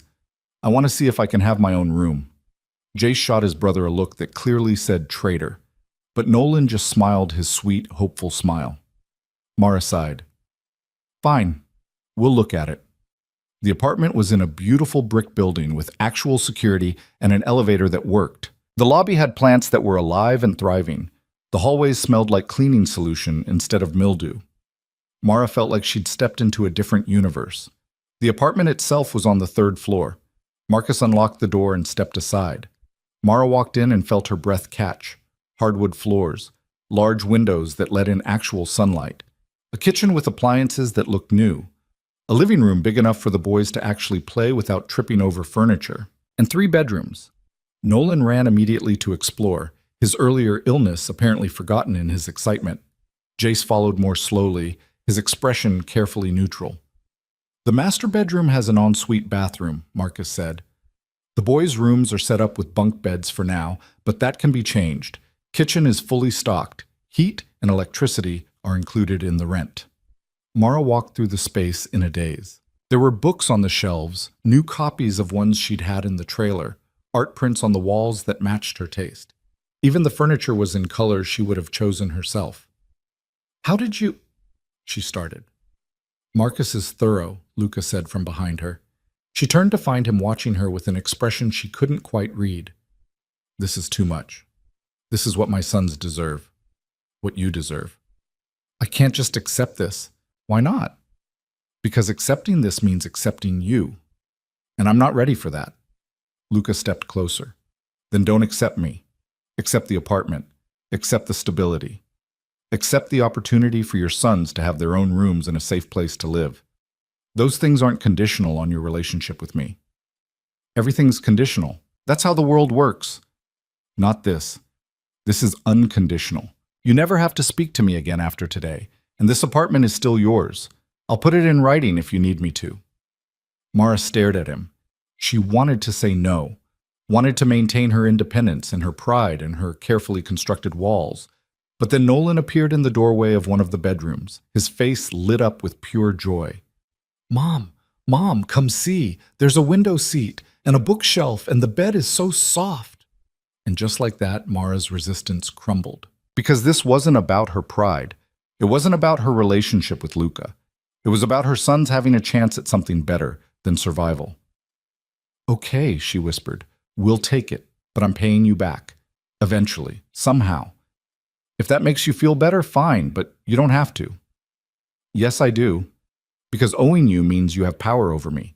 And I've spent 7 years making sure nobody has that power ever again. Luca's expression shifted into something that looked almost like pain. I don't want power over you, Mara. I never did. I just want to help. Help comes with strings. It always does. Then cut the strings. I'm offering no strings help. Take it. Use it. And if you decide tomorrow that you want nothing to do with me, that's fine. The apartment stays yours. The support stays in place. I made a vow to myself that I'm going to provide for my sons regardless of whether they want me in their lives. That's not conditional. Before Mara could respond, Jace appeared from the other bedroom. His expression was carefully controlled, but there was something in his eyes, a crack in the armor.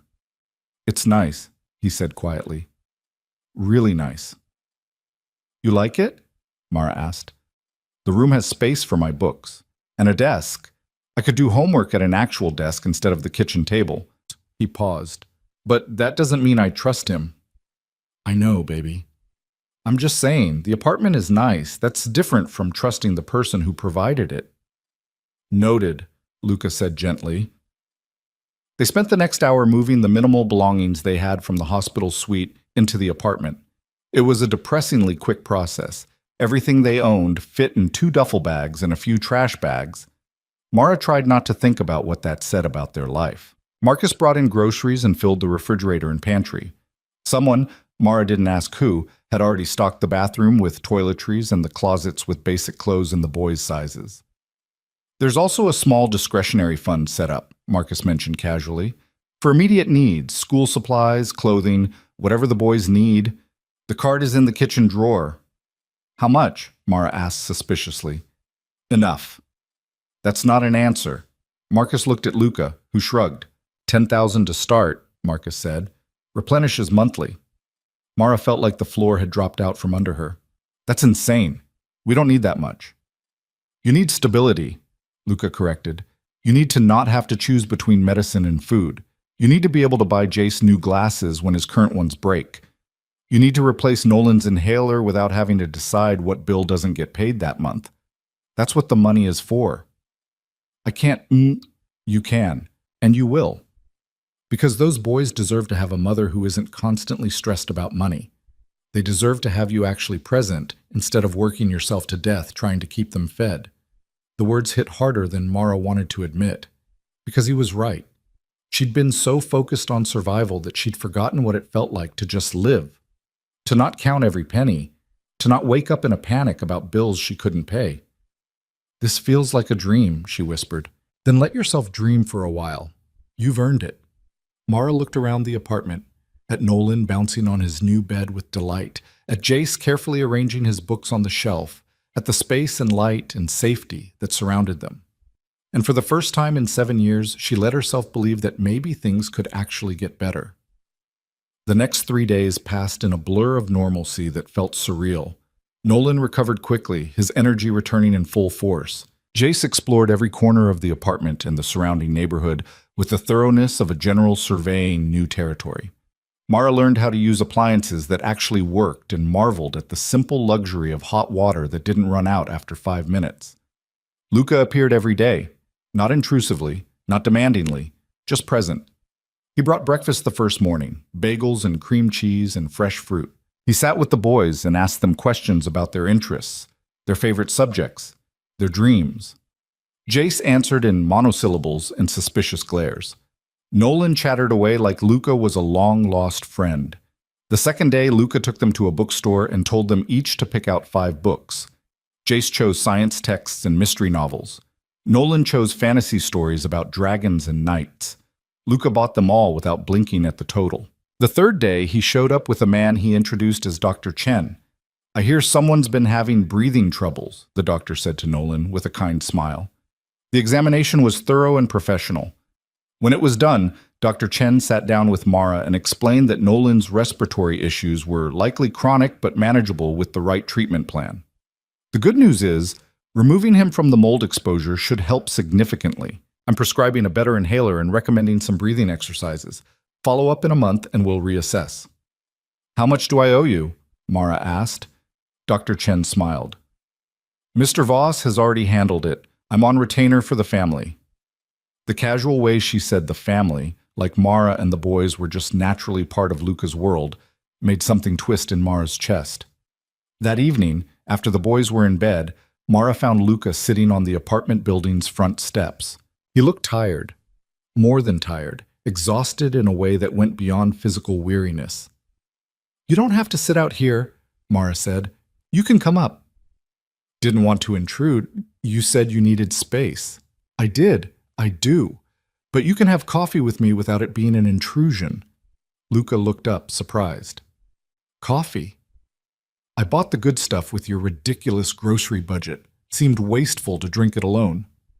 They went upstairs. Mara made coffee in a kitchen that had counter space and a coffee maker that didn't require percussive maintenance to work. They sat at the small dining table, an actual dining table, not a cramped kitchen corner, and let the silence stretch between them. "Thank you," Mara said finally. "For what?" "All of this. The apartment, the doctor, the stability. I know I've been resistant and difficult, and you've been protecting yourself and your sons. That's not difficult. That's smart." "I want to hate you," Mara said quietly. "It would be so much easier if I could just hate you." "But you can't." "No. Because you keep showing up. You keep doing exactly what you say you're going to do. And that makes it really hard to maintain the narrative I've been telling myself for 7 years. "What narrative?" "That you were a coward who chose power over love. That you abandoned me because I wasn't important enough. That you never really cared." She looked down at her coffee. "But then you show up every day. You sit with the boys. You don't push. You just exist in our space and try to be helpful. And it's confusing." "I'm sorry." "Don't be. Confusing is better than certain hatred." Luca reached across the table like he was going to take her hand, then seemed to think better of it and pulled back. "I know I can't fix 7 years," he said. "I know I can't make up for not being there, but I can be here now. I can show up every day and try to be the father those boys deserve. And if that's confusing or uncomfortable or difficult for you, I'm sorry, but I'm not going to stop." "I don't want you to stop," Mara admitted. "That's what scares me. I don't want you to stop showing up, and that means I'm starting to depend on you, and dependence is dangerous." "Why?" "Because people leave. They always leave. And the more you depend on them, the harder it is when they go." "I'm not leaving." "You say that now. I'll say it tomorrow too, and the day after, and every day until you believe me." Mara wanted to argue, wanted to protect herself with cynicism and walls and the hard-earned knowledge that trust was a liability. But she was so tired of being alone, so tired of carrying everything by herself, so tired of pretending she didn't want exactly what Luca was offering: partnership, support, presence. "I'm going to hold you to that," she said instead. "Good. Hold me accountable. Test me, push back, make me prove every promise." They sat together in comfortable silence until the coffee was gone and the night had deepened into full darkness. When Luca finally stood to leave, he paused at the door. "Mara? For what it's worth, I never stopped caring. I was manipulated and lied to, and I chose to believe the worst instead of fighting for the truth. But I never stopped caring about you. I just stopped trusting myself to make the right choices.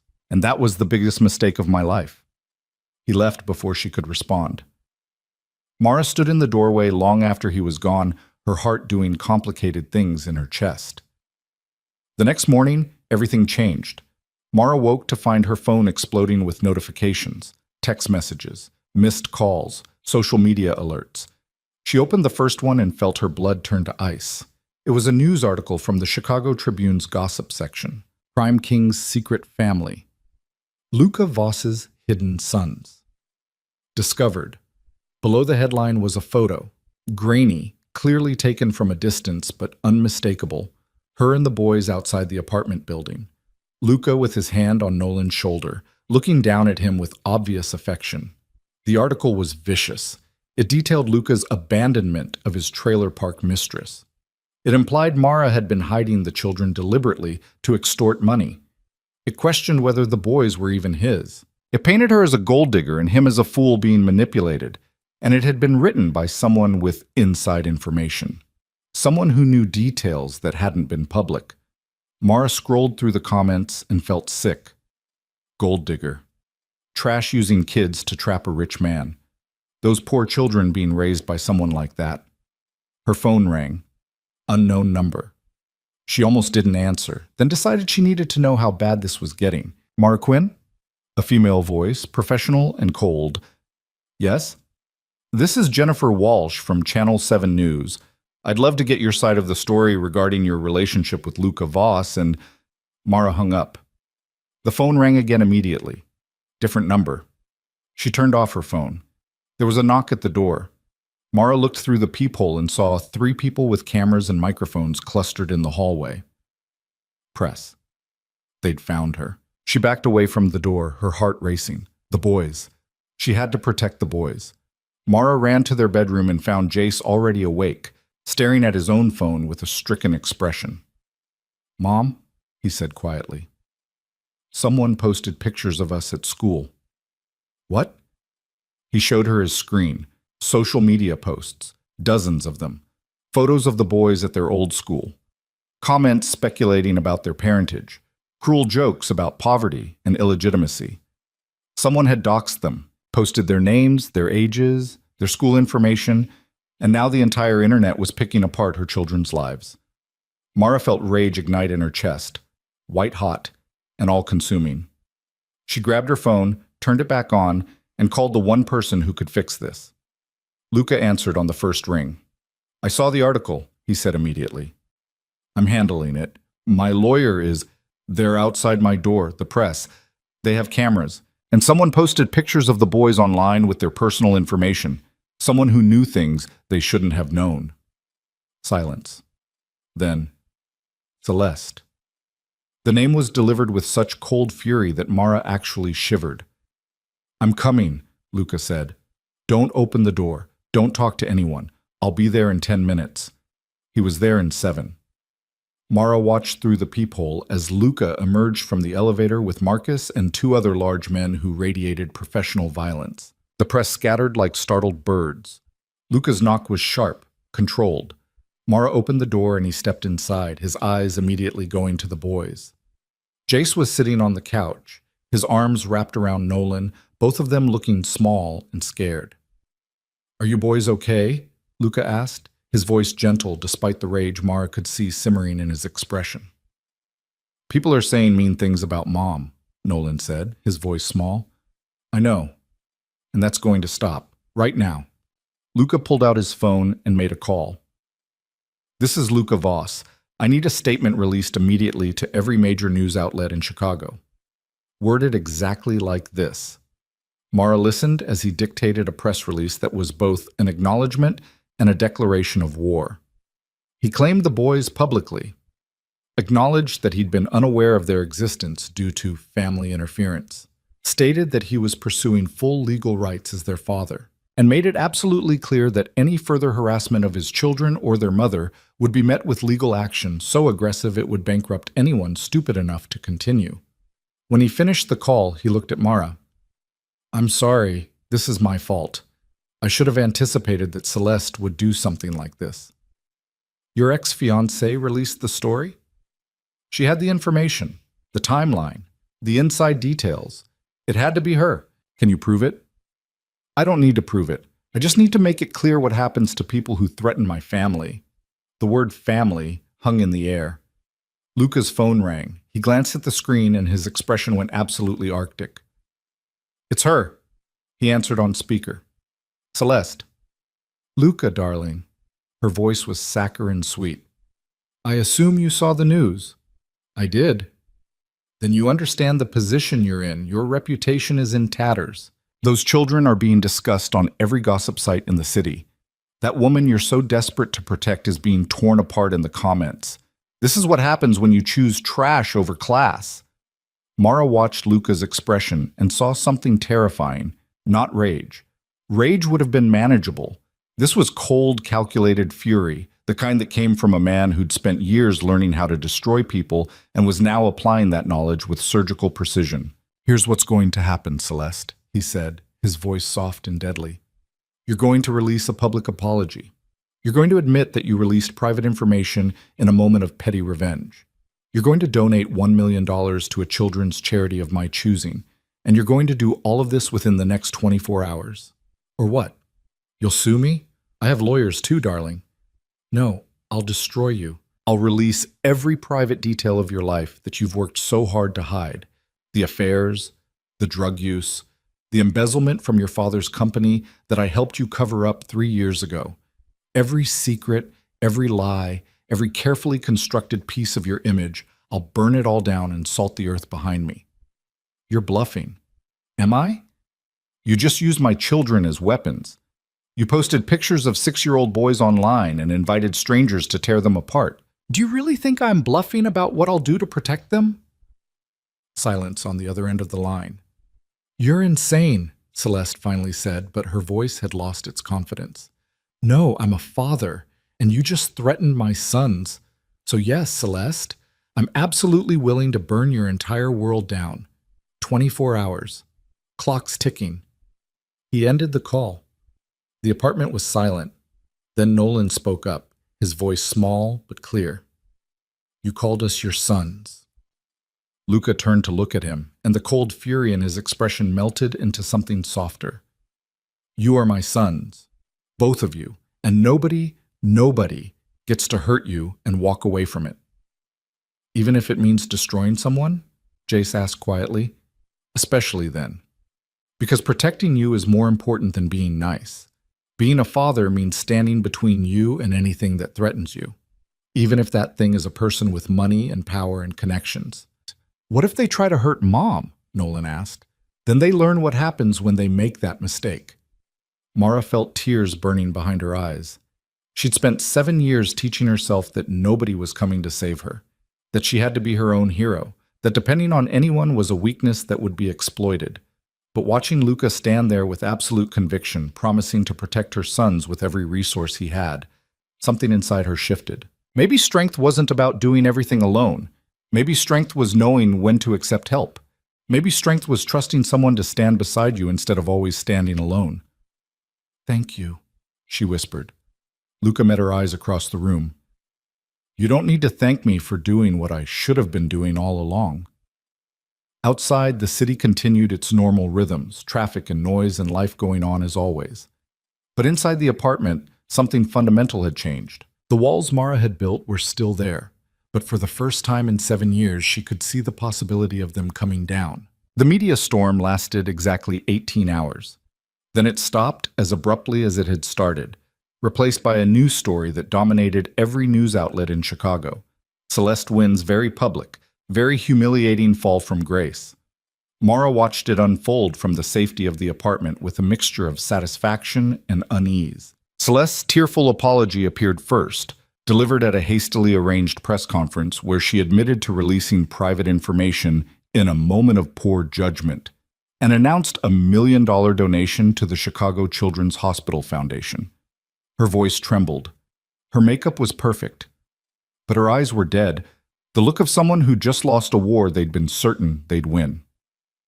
Then came the follow-up stories. Anonymous sources leaked details about Celeste's affairs, her recreational drug use at charity galas, her habit of embezzling from her father's company to fund a lifestyle that even her considerable trust fund couldn't support. Each revelation was carefully timed, precisely damaging, and utterly devastating to her social standing. By the end of the day, Celeste Wynn had gone from Chicago's most eligible socialite to a cautionary tale about hubris and revenge. Mara should have felt triumphant. Instead, she felt vaguely sick. "You didn't have to destroy her," she said to Luca when he appeared that evening with takeout and an update on the situation. "Yes, I did. She threatened my children. There had to be consequences." This seems extreme. She posted pictures of 6-year-old boys online and invited strangers to dissect their lives. She called you trash in a public forum. She tried to use my sons as leverage in a petty power play. Luca's voice was calm, measured, and absolutely immovable. Extreme would have been what I wanted to do. This was actually restraint. What did you want to do? Things that would have required Marcus to find a very deep hole in a very remote location. He said it so casually that it took Mara a moment to realize he wasn't entirely joking. That's terrifying. That's fatherhood. When someone threatens your children, the civilized part of your brain shuts down and something much older takes over. Something that's willing to do absolutely anything to protect them. Mara looked at him. This man who'd once been a boy she loved, who'd become a stranger, who was now transforming into someone she was starting to recognize again.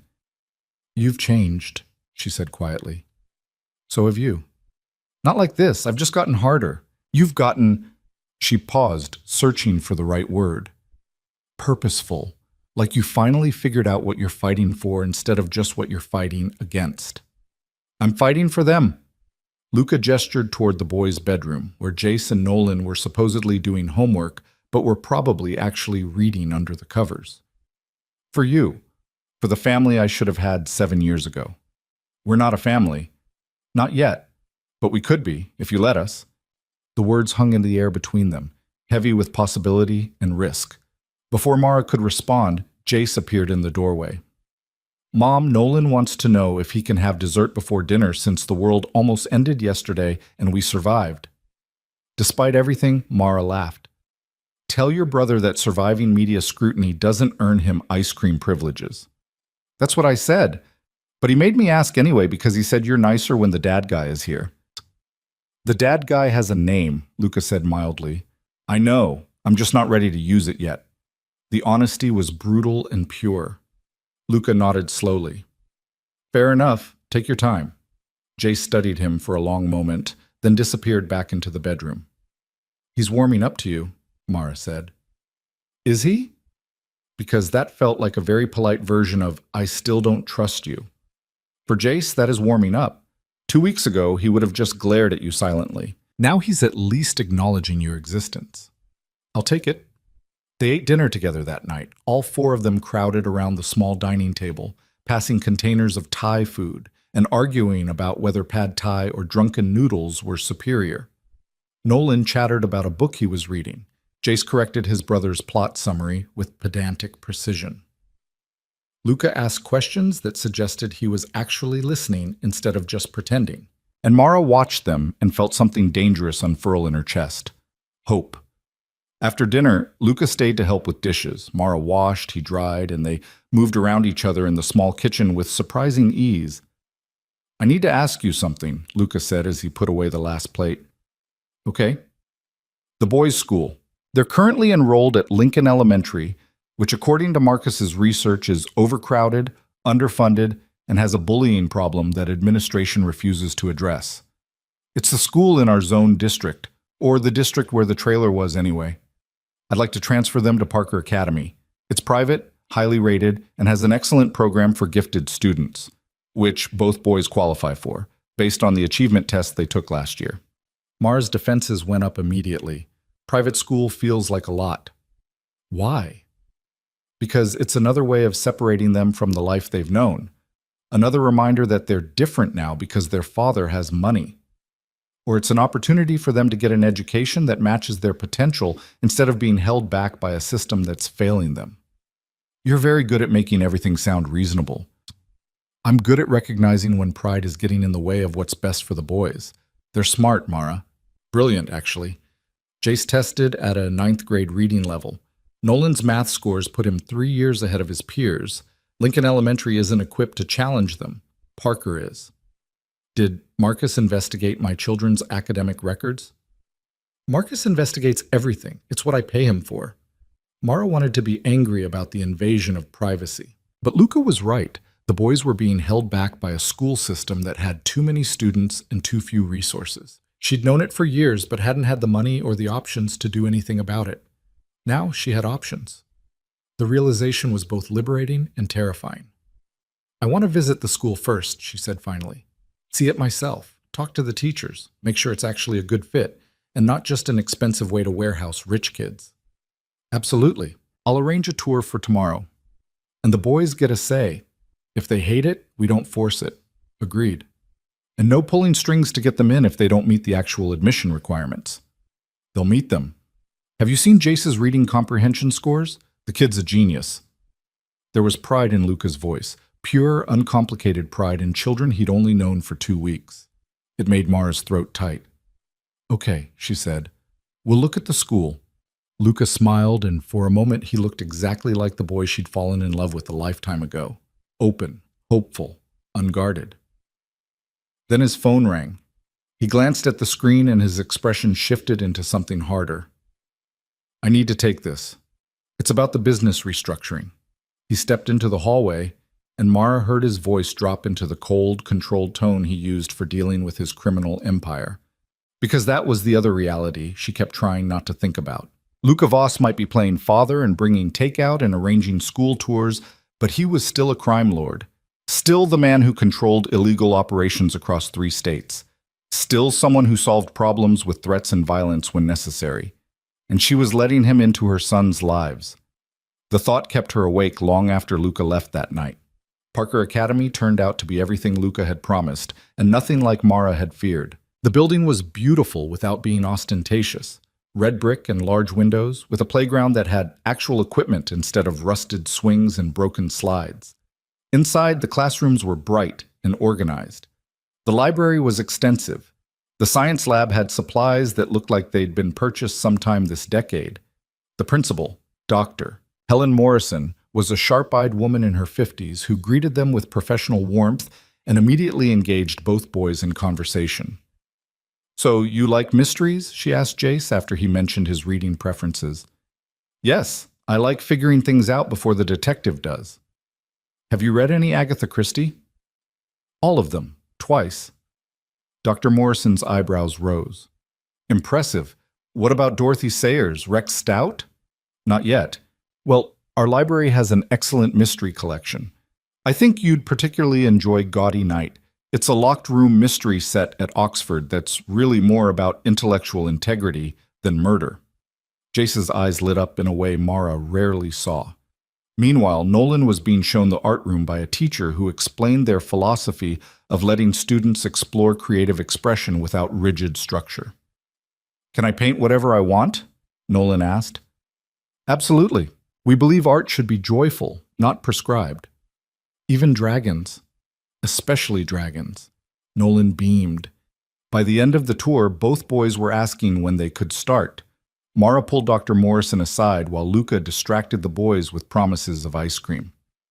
I need to be honest with you, Mara said. My son's father has money and connections. I don't. I've raised them in poverty for 7 years. They're brilliant kids, but they're also behind in some areas because I couldn't afford tutors or enrichment programs, or half the things other parents take for granted. If you're only accepting them because of who their father is. Mrs. Quinn, Dr. Morrison interrupted gently, I've been doing this for 30 years. I can spot a gifted child regardless of their socioeconomic background. Your sons are exceptional. Jace has the kind of analytical mind we rarely see even in high school students. Nolan has emotional intelligence and creativity that can't be taught. They've earned their place here based on merit, not money. They come with baggage. The media circus from last week is already yesterday's news. And frankly, I'm more concerned with whether they're kind and curious than whether they've been in the tabloids. Dr. Morrison smiled. We've had children of celebrities, politicians, and yes, people with complicated backgrounds. What matters is who the children are, not who their parents are. Mara felt something loosen in her chest. Thank you. Don't thank me yet. Wait until you see the homework load. We challenge our students here.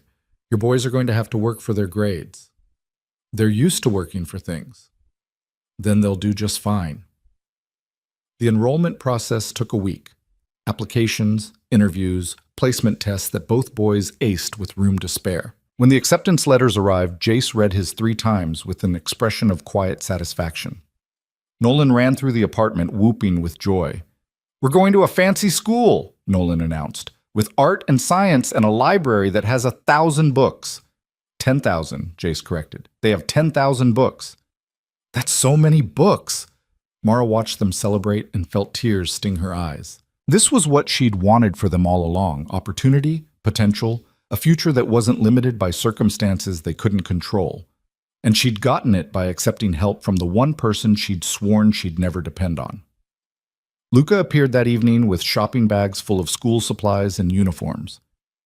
The uniform policy is strict, he explained as he unpacked everything. Navy blazers, white shirts, khaki pants, and yes, I got the official ones from the school supplier before you ask. I was going to ask. I know, you're predictable that way. Is that a criticism? It's an observation. You always assume I'm trying to take shortcuts or buy my way through problems. Sometimes I'm just trying to make sure my kids have what they need. Our kids? Luca stopped unpacking and looked at her. What?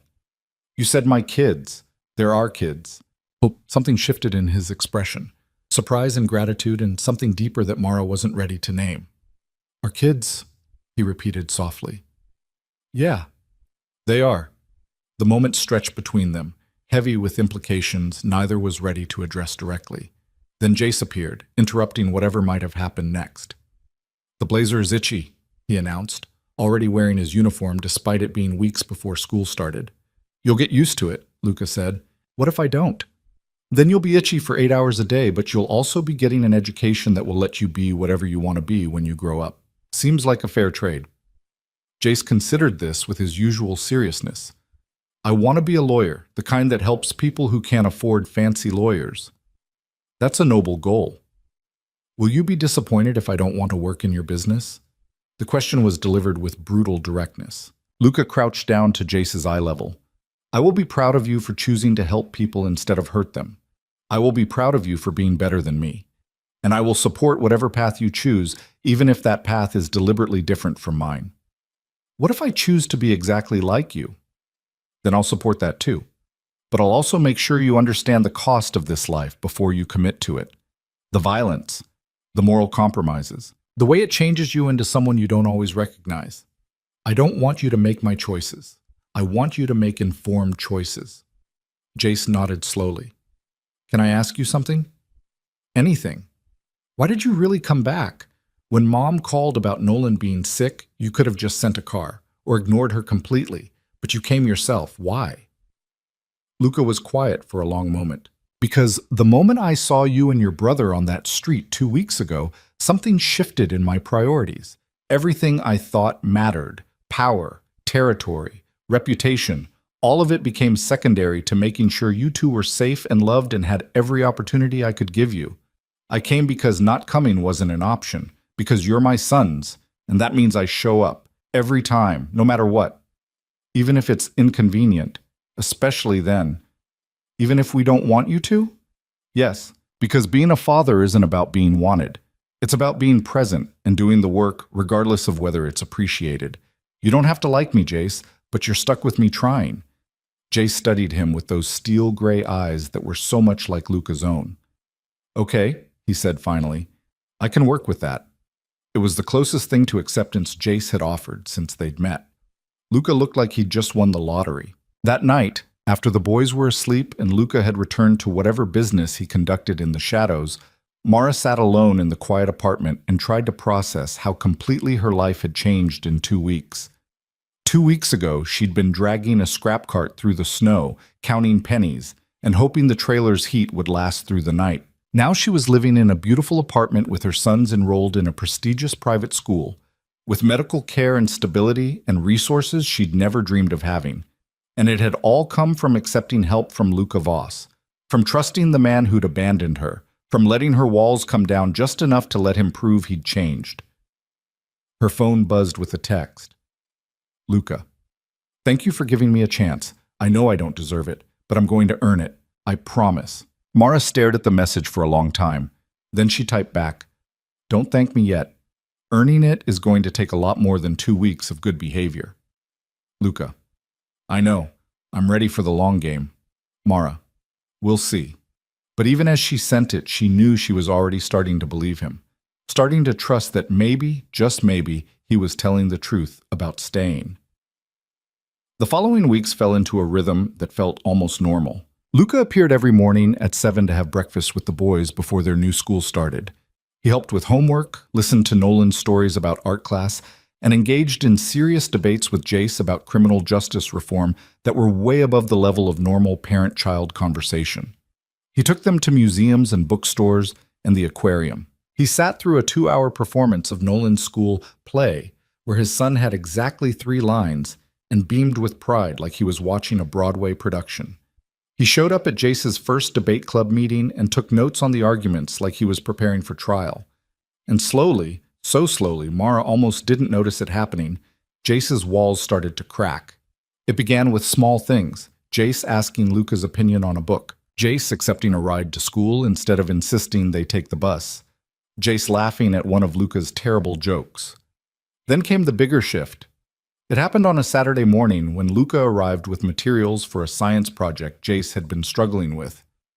"I thought we could work on the solar system model together," Luca said, "if you want help." Jace had been trying to build it alone for days, frustration mounting with each failed attempt to get the orbital paths correct. "I don't need help," he said automatically. "I know, but I'd like to help anyway, if you'll let me." Jace stared at the materials: poster board, paint, wire, foam balls in varying sizes. "Fine," he said finally, "but only because Nolan keeps knocking over my planets, and I need someone to keep him distracted." They spent 3 hours in the living room building and painting and discussing planetary rotation and gravitational fields. Luca explained concepts in ways that made them accessible without being condescending. Jace absorbed the information like a sponge and asked questions that would have challenged college students. Mara watched from the kitchen and felt her heart do complicated things. This was what she'd wanted for Jace all along, a father who engaged with his brilliant mind, who challenged him, who made him feel heard and valued. When they finished, the solar system model was a work of art and scientific accuracy. Jace held it carefully, his expression proud. "Thanks," he said quietly, "for helping." "Any time. That's what dads do." Jace looked up at him. "Can I call you Dad? Instead of the dad guy?" Luca's expression cracked open, raw emotion visible for just a moment before he controlled it. "I would really like that," he said, his voice rough. "Okay. Dad." The word hung in the air, precious and fragile. Nolan appeared from the bedroom where he'd been reading. "Does this mean I can call him Dad too?" "If you want to," Jace said. "I do." Nolan launched himself at Luca with the kind of full-body trust that only children possess. "Hi, Dad." Luca caught him automatically, pulling both boys into an embrace that was equal parts awkward and beautiful. Mara turned away before they could see her crying. That evening, after the boys were in bed, Luca found her on the apartment's small balcony. "Hey," he said softly. "Hey. Jace called me Dad today, I heard. It was the best moment of my life, followed immediately by the worst moment when I realized how many moments like that I've already missed." Luca leaned against the railing beside her. 7 years of birthdays and first words and skinned knees and nightmares. 7 years of being the person they needed, and I wasn't there for any of it. You're here now. Is that enough? "I don't know," Mara said honestly, "but it's a start. What if it's not enough? What if I can never make up for those missing years?" "Then you don't make up for them. You just move forward and be present for the years you do get. The boys don't need you to be perfect. They need you to be consistent, to show up, to keep your promises. Like you've done for 7 years. I did what I had to do. You did what most people couldn't do. You survived impossible circumstances and raised 2 incredible kids who are kind and smart and resilient. You're the strongest person I've ever met." Mara laughed, but there was no humor in it. "I'm not strong. I'm exhausted. I'm terrified all the time. I just got really good at hiding it. That's exactly what strength is. Continuing forward even when you're terrified." They stood together in comfortable silence, watching the city lights. Then Luca spoke again, his voice careful. "I need to tell you something about the business." Mara's defenses went up immediately. "What about it?" "I'm getting out. Not immediately. You can't just walk away from this kind of operation without causing a power vacuum that gets people killed. but I'm systematically dismantling the violent aspects, the drug trade, the extortion, the enforcement operations. I'm transitioning to legitimate enterprises. It's going to take time, maybe 2 years, but I'm committed to it. Why? Because I don't want my sons growing up with a father who's a criminal. I don't want them visiting me in prison. I don't want them to be ashamed of where their money comes from. And I don't want you to have to explain to them that their father is a good man who does terrible things. Are you a good man who does terrible things? Luca was quiet for a long moment. I used to think I was. Now I'm not sure. I've done things I'm not proud of, hurt people who probably deserved it, but also some who didn't. Built an empire on fear and violence and the willingness to cross lines other people won't cross. I can't undo any of that, but I can stop adding to it. What if you can't get out? What if the life pulls you back in? Then I keep fighting to get out, because the alternative is losing my sons, losing you, and that's not acceptable. You don't have me to lose, don't I? The question was soft, weighted with meaning. Mara turned to face him fully. What are you asking me, Luca? I'm asking if there's a possibility of us being more than co-parents, more than two people connected only by our children. If there's a chance you could ever forgive me enough to consider, he paused, choosing his words carefully, to consider letting me back into your life as more than just the boy's father. That's a lot to ask. I know. You hurt me, badly, and I spent 7 years learning to be okay without you. I know that too. So why would I risk that again? Why would I open myself up to being hurt like that a second time? Because I'm not the same person who hurt you. Because I've learned what matters and what doesn't. Because I love you. The words fell into the space between them like a bomb. You love me, Mara repeated flatly. I never stopped. I was manipulated and lied to, and I made terrible choices based on false information. But the feelings were always real, are still real. And if you need me to prove that every day for the rest of my life, I will. Love isn't enough. No, it's not. But love plus consistent action plus time plus trust, built through reliability, that might be enough. If you'll give me the chance to find out. Mara wanted to say no, wanted to protect herself, wanted to keep the walls up that had kept her safe for 7 years. But she was so tired of being alone, so tired of carrying everything by herself. So tired of pretending she didn't want exactly what Luca was offering, partnership, love, the possibility of being a family instead of just co-parents. I'm not ready to give you an answer, she said finally. That's okay. I'll wait. It might be a long wait. I've got time. You're sure about that? Because I'm not an easy person to love. I'm stubborn and independent, and I have trust issues that would require years of therapy to unpack. Good thing I'm patient and persistent and willing to do whatever work is necessary. Luca stepped closer. I'm not asking for easy, Mara. I'm asking for a chance, that's all. Just a chance to prove that we could be good together, that we could build something real. What if we try and it doesn't work? What if we mess it up and it affects the boys? Then we'll handle it like adults and make sure they're protected. But what if we don't try and spend the rest of our lives wondering what might have been? Isn't that a worse outcome? Mara didn't have an answer for that. So instead, she did something she hadn't allowed herself to do in 7 years. She let Luca pull her into his arms. He held her carefully, like she was something precious that might break. She let herself lean into his strength, just for a moment, just long enough to remember what it felt like to not carry everything alone. I'm scared, she whispered against his chest. Me too. What if you leave again? I won't, I promise you, Mara. I'm done leaving. I'm done making choices based on fear or manipulation or other people's expectations. I'm choosing you. I'm choosing the boys. I'm choosing this family. And I'll keep choosing it every single day until you believe me. Mara pulled back enough to look up at him. Ask me again in 6 months. What? Ask me again in 6 months if I'll give us a chance. If you're still showing up every day, still being present, still proving you're serious about getting out of the criminal life and being a real father, then I'll give you an answer. That's fair? And until then, we're co-parents. Friends, maybe, but nothing more. I can work with that. Can you? Because 6 months of showing up without any promise of a relationship at the end is asking a lot. Mara, I'd show up for 6 years if that's what it took. I'd show up for the rest of my life, because you and the boys are worth it. This family is worth it. and I'm done taking shortcuts or expecting things to be easy. I'm ready to do the work. Mara searched his expression for any sign of deception or doubt. She found only sincerity. Okay, she said quietly. 6 months. We'll see where we are then. 6 months, Luca agreed. He kissed her forehead, gentle, chaste, full of promise, and then stepped back. I should go.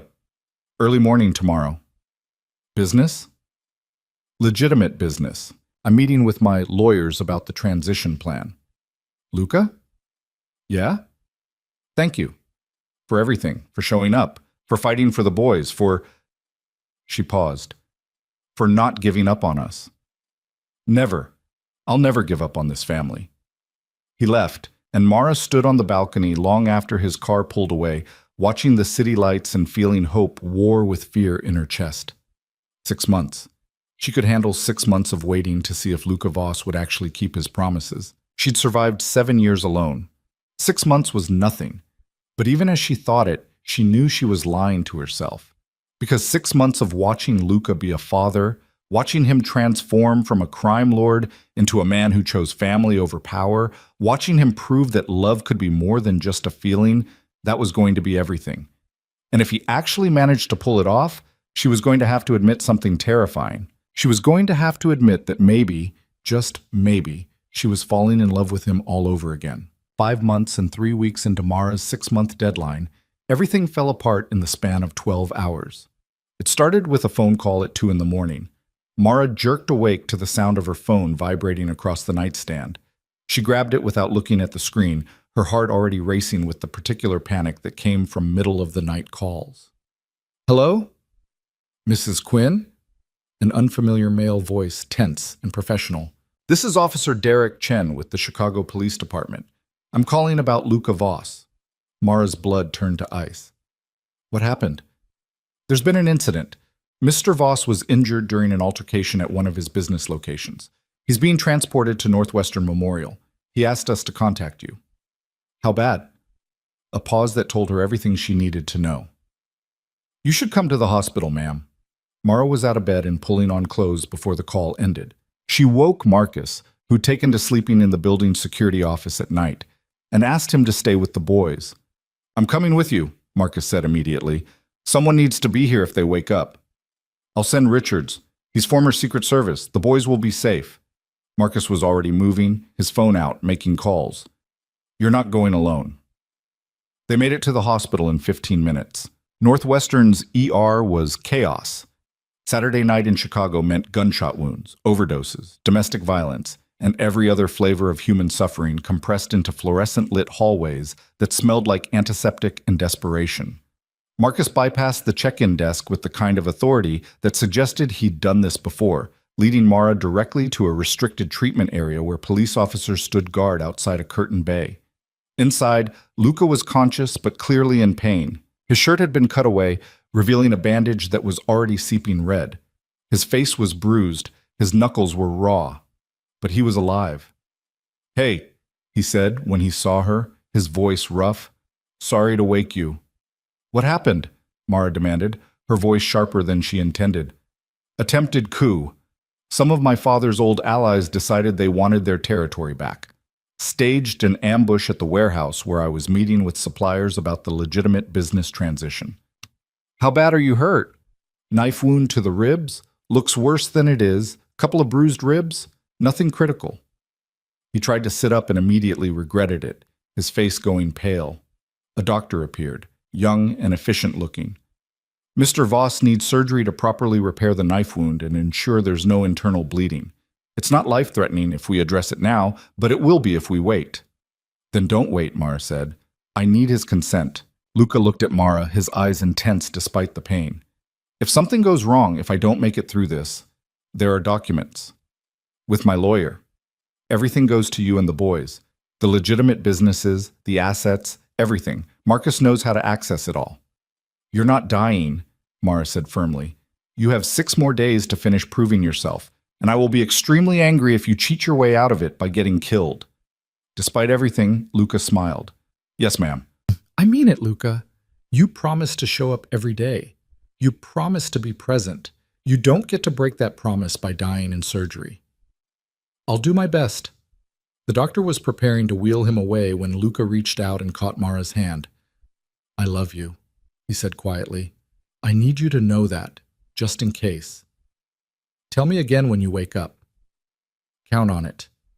They took him away, and Mara stood in the empty treatment bay feeling like the floor had dropped out from under her. Marcus appeared at her elbow. He's going to be fine. Luca's survived worse. Has he? Because this seems pretty bad. 3 years ago, he took a bullet to the shoulder and still drove himself to the hospital. 2 years ago, someone tried to poison him at a business dinner, and he figured it out halfway through the meal. Last year? I get it. He's hard to kill. Exactly. Boss is too stubborn to die, especially now that he has something to live for. They settled into the surgical waiting room, joining the collection of other people waiting for news about their loved ones, wives and mothers and children who all wore the same expression of exhausted fear. Hours crawled by. Marcus made phone calls, his voice low and threatening as he coordinated a response to the attempted coup. Mara caught enough to understand that people were being tracked down, that retribution was being planned, that the message being sent was clear. You don't attack Luca Voss and expect to survive the consequences. It should have disturbed her. Instead, she felt a grim satisfaction. These people had tried to kill the father of her children.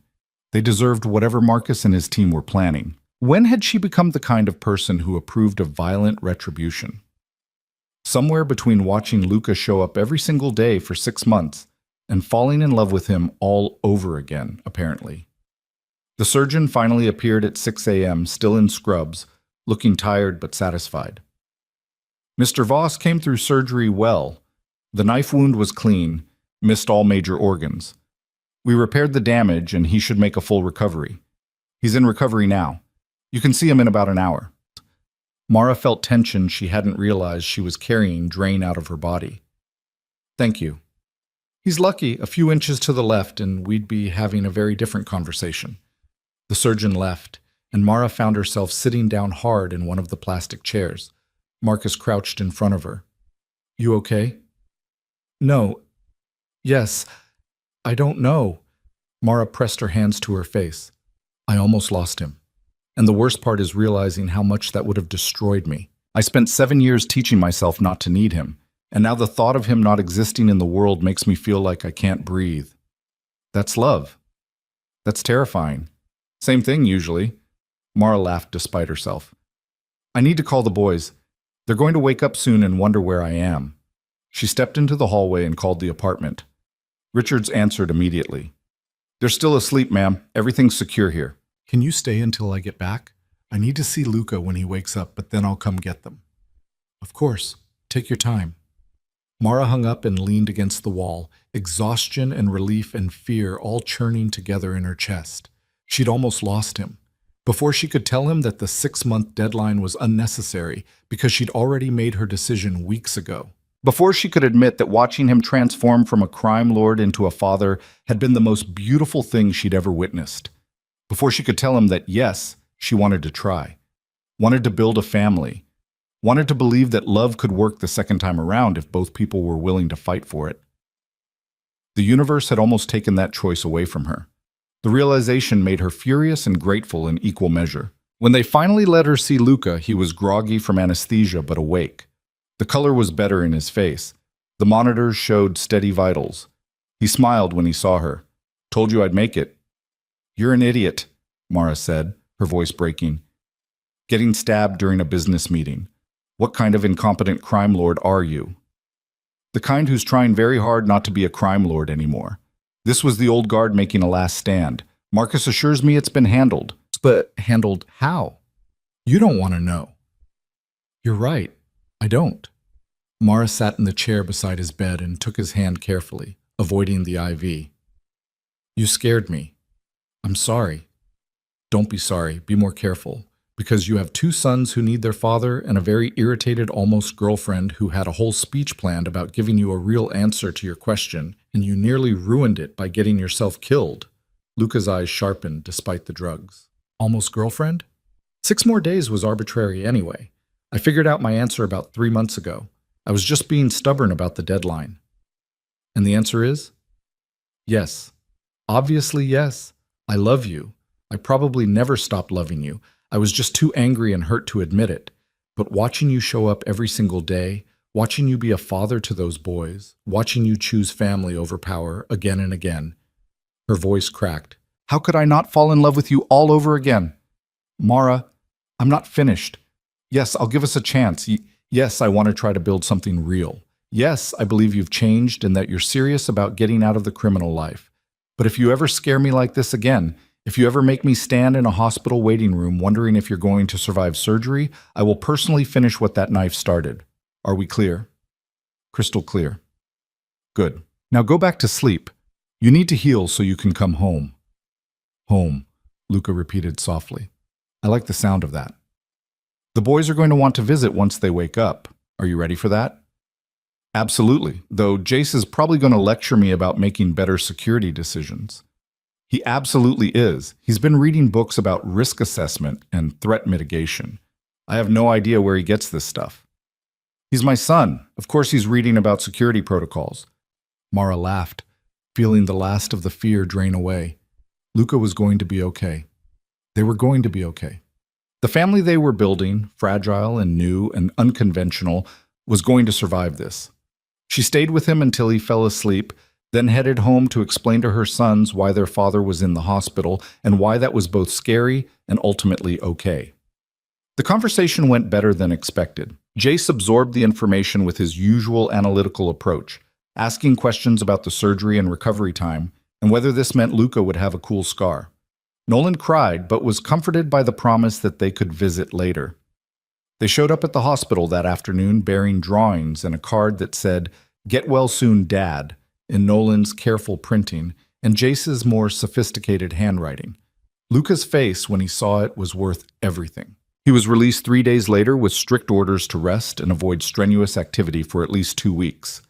Mara moved him into the apartment's guest room over his protests. I have a house, he pointed out, with staff and business associates coming and going constantly. You need quiet to heal. The boys want you here. I want you here. So you're staying here. Are you sure? Because I can... Luca, shut up and accept the help. You're always telling me I need to let people support me. Practice what you preach. Yes, ma'am. Those 2 weeks of recovery were a strange, suspended period of domestic normalcy. Luca worked from the apartment, conducting business calls and virtual meetings while carefully managing his transition out of criminal enterprises.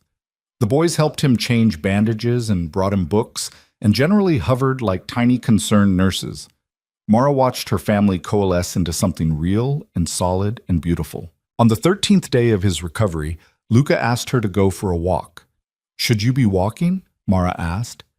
Doctor cleared me for light activity, and I need to show you something. They left the boys with Marcus and drove to an address in Wicker Park that Mara didn't recognize. It was a building, 3 stories, red brick with large windows and a small yard.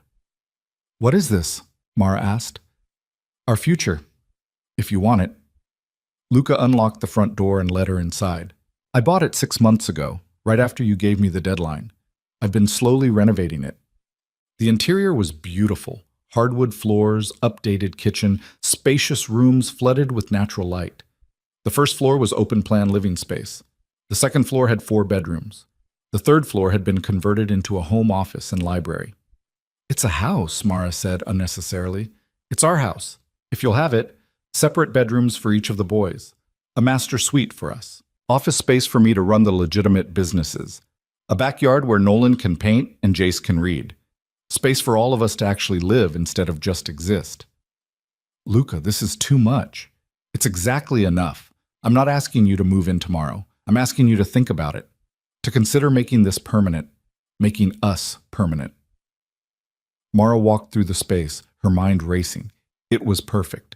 Too perfect. She turned to find Luca watching her with an expression that was equal parts hopeful and terrified. I need you to be honest with me, she said. The criminal enterprises? How far out are you really? 90% transition to legitimate operations. The last 10% is proving difficult because it involves people who don't want to change. But I'm working with federal prosecutors to hand over those remaining operations in exchange for immunity for my cooperation. You're working with the feds? I told you I was serious about getting out. That means cooperation. That means turning state's evidence against the people who won't transition. That means being willing to burn bridges I spent years building. He stepped closer. I want to be someone my sons are proud of, someone you can be proud of. And that means leaving this life completely, even if it makes me a target. It does make you a target. That's why you got stabbed. And it's why I'm working with Marcus to establish legitimate security protocols instead of criminal enforcement. It's why I'm moving assets into legal businesses. It's why I'm trying to build something clean that can't be taken away by a rival's ambition or a prosecutor's case. Mara studied his face, looking for any sign of deception. She found only sincerity and exhaustion and determination. Okay, she said. Okay? Okay, I'll think about the house. Okay, I believe you're serious about leaving the criminal life. Okay, I want to make this permanent. She closed the distance between them. Okay to all of it, on one condition. Anything. We do this right. No shortcuts, no wasm, no buying your way through problems, no using old connections to smooth over difficulties. We build this family on honesty and effort and showing up every single day, even when it's hard. I can do that. Can you? Because it's going to be hard. The boys are going to have tough days. I'm going to have moments where my trust issues flare up and I push you away. You're going to have times when the easy path is calling in favors from your old life instead of doing things the hard, legitimate way. Can you handle that? Yes. Because the alternative is losing this family, and that's not acceptable. Mara reached up and kissed him, soft and sweet and full of promise. It was their first real kiss in 7 years. It felt like coming home. Move in with us, she said against his lips. Into the apartment for now, then into this house when we're ready. Be a part of our lives completely. No more guest room, no more keeping you at arm's length, just family. Are you sure?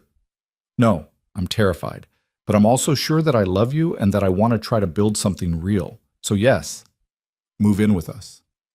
Luca pulled her close, careful of his healing ribs, and held her like she was the most precious thing in the world. I promise I won't waste this chance. You better not, because Jace will absolutely call you out if you do. And that kid is vicious when he feels someone's not living up to their commitments. He gets that from you. Probably. They stood together in the empty house that would someday be filled with their family's life, and Mara let herself believe that maybe, just maybe, happy endings were possible, even for people who'd survived impossible situations. 3 months later, Victor Voss died. The call came early on a Tuesday morning. Luca took it in the kitchen while Mara was making breakfast and the boys were getting ready for school. She watched his expression shift from neutral to something more complicated. Not grief exactly, but not indifference either. When? He asked. A pause. I understand. Yes, I'll make arrangements. He hung up and stood still for a long moment. Your father? Mara asked quietly. Lung cancer. Apparently he'd known for months but didn't tell anyone. Died alone in a VA hospital. Luca's voice was flat, emotionless. The funeral is Friday. Do you want to go? I should. He was my father for all his faults. That's not what I asked. Do you want to go? Luca considered this. No, but I need to. For closure, if nothing else. The funeral was small.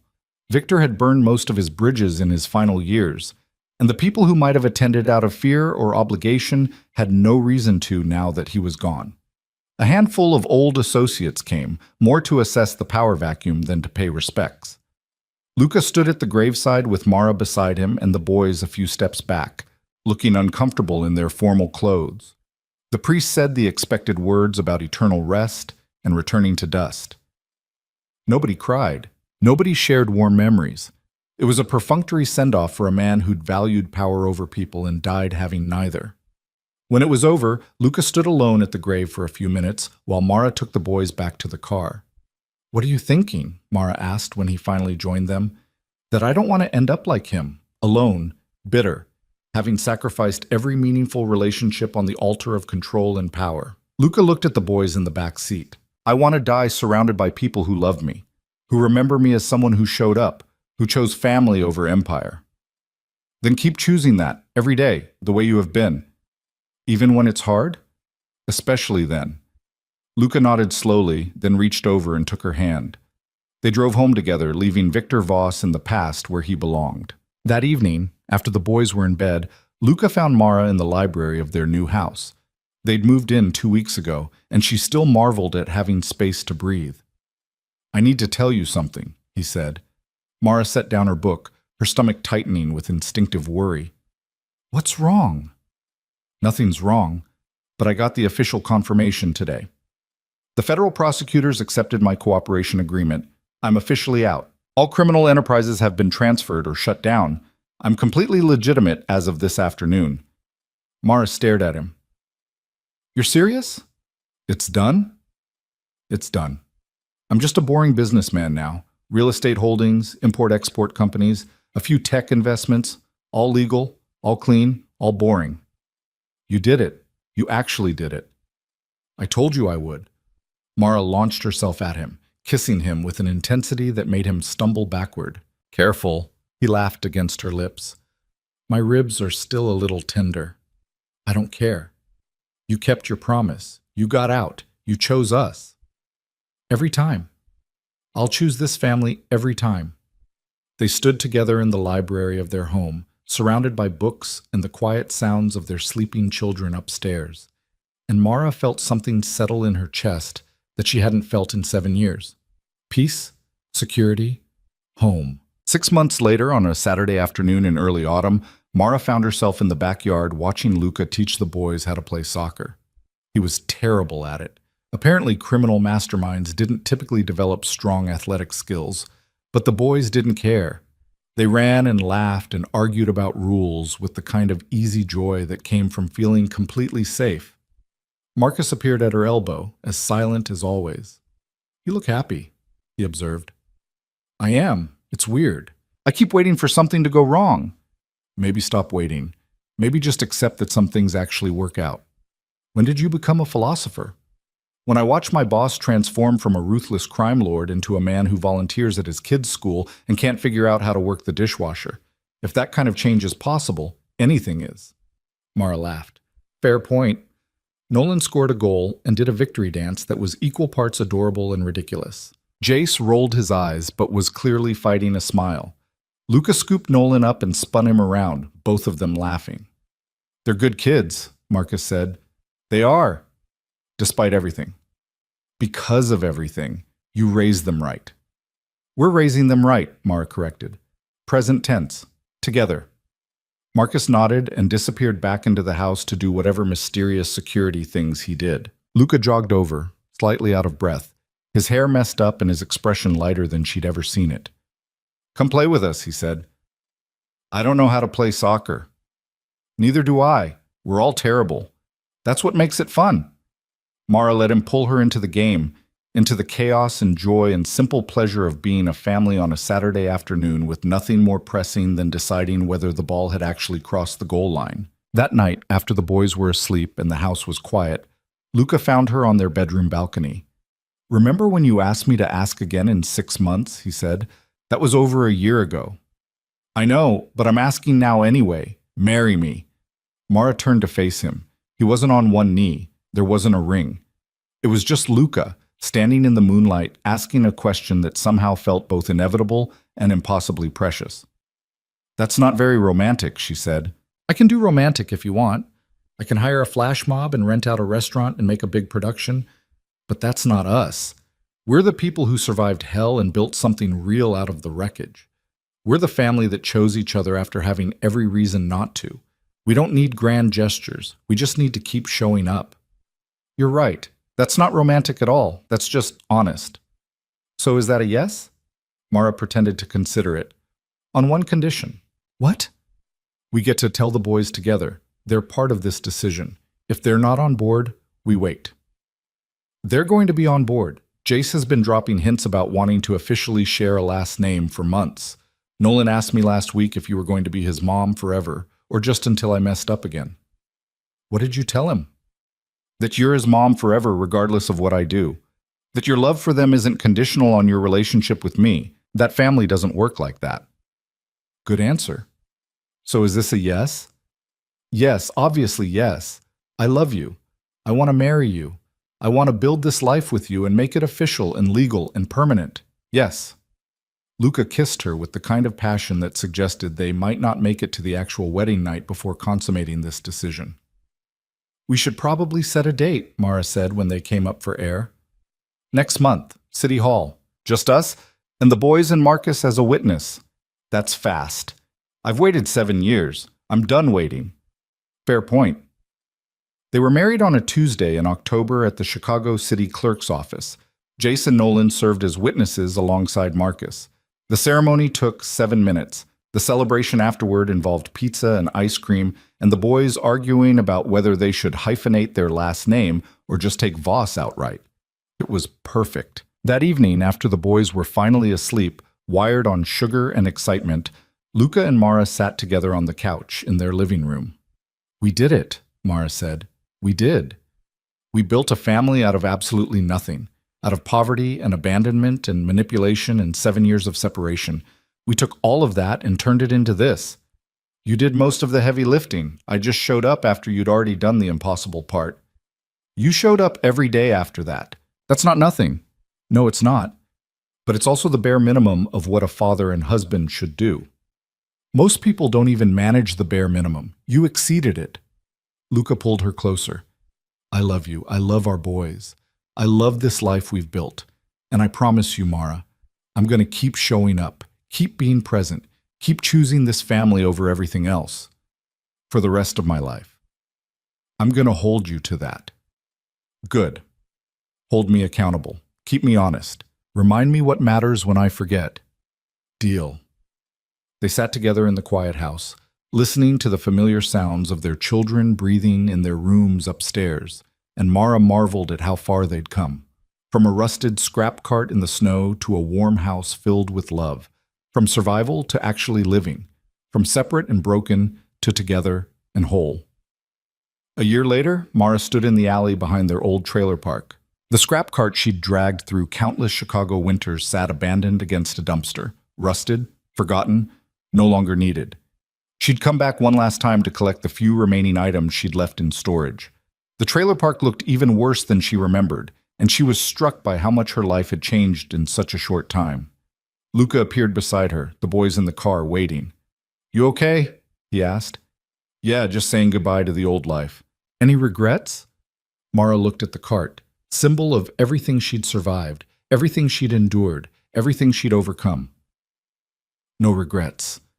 That cart got me through the worst years of my life, but I don't need it anymore." "What do you need?" She turned to face him. This man who'd abandoned her and then fought his way back, who'd proven that people could change if they wanted it badly enough, who showed up every single day to be a father and husband and partner. "Just this. You. The boys. Our family. That's all I need." "That's all I need too." They walked back to the car together, leaving the past in the alley where it belonged. Jace looked up from his book when they got in. "Can we stop for ice cream on the way home?" "It's November. It's freezing," Mara pointed out. "Ice cream is good year-round," Nolan argued. "That's actually scientifically accurate," Jace added. "Frozen desserts don't have a seasonal limitation." Luca laughed. "Ice cream it is, because when your kids use scientific arguments to justify dessert, you have to respect the effort." They drove toward home, their real home, the one filled with warmth and books and love, and Mara felt gratitude wash over her in waves. She'd survived poverty and abandonment and 7 years of impossible circumstances. She'd raised 2 brilliant, kind, resilient boys who were going to change the world someday. She'd found her way back to love with a man who'd proven himself worthy of a second chance. She'd built a family from wreckage and made it beautiful. The scrap cart was behind her. The future stretched ahead, full of possibility and promise, and the simple, extraordinary gift of being together. And that was more than enough. That was everything.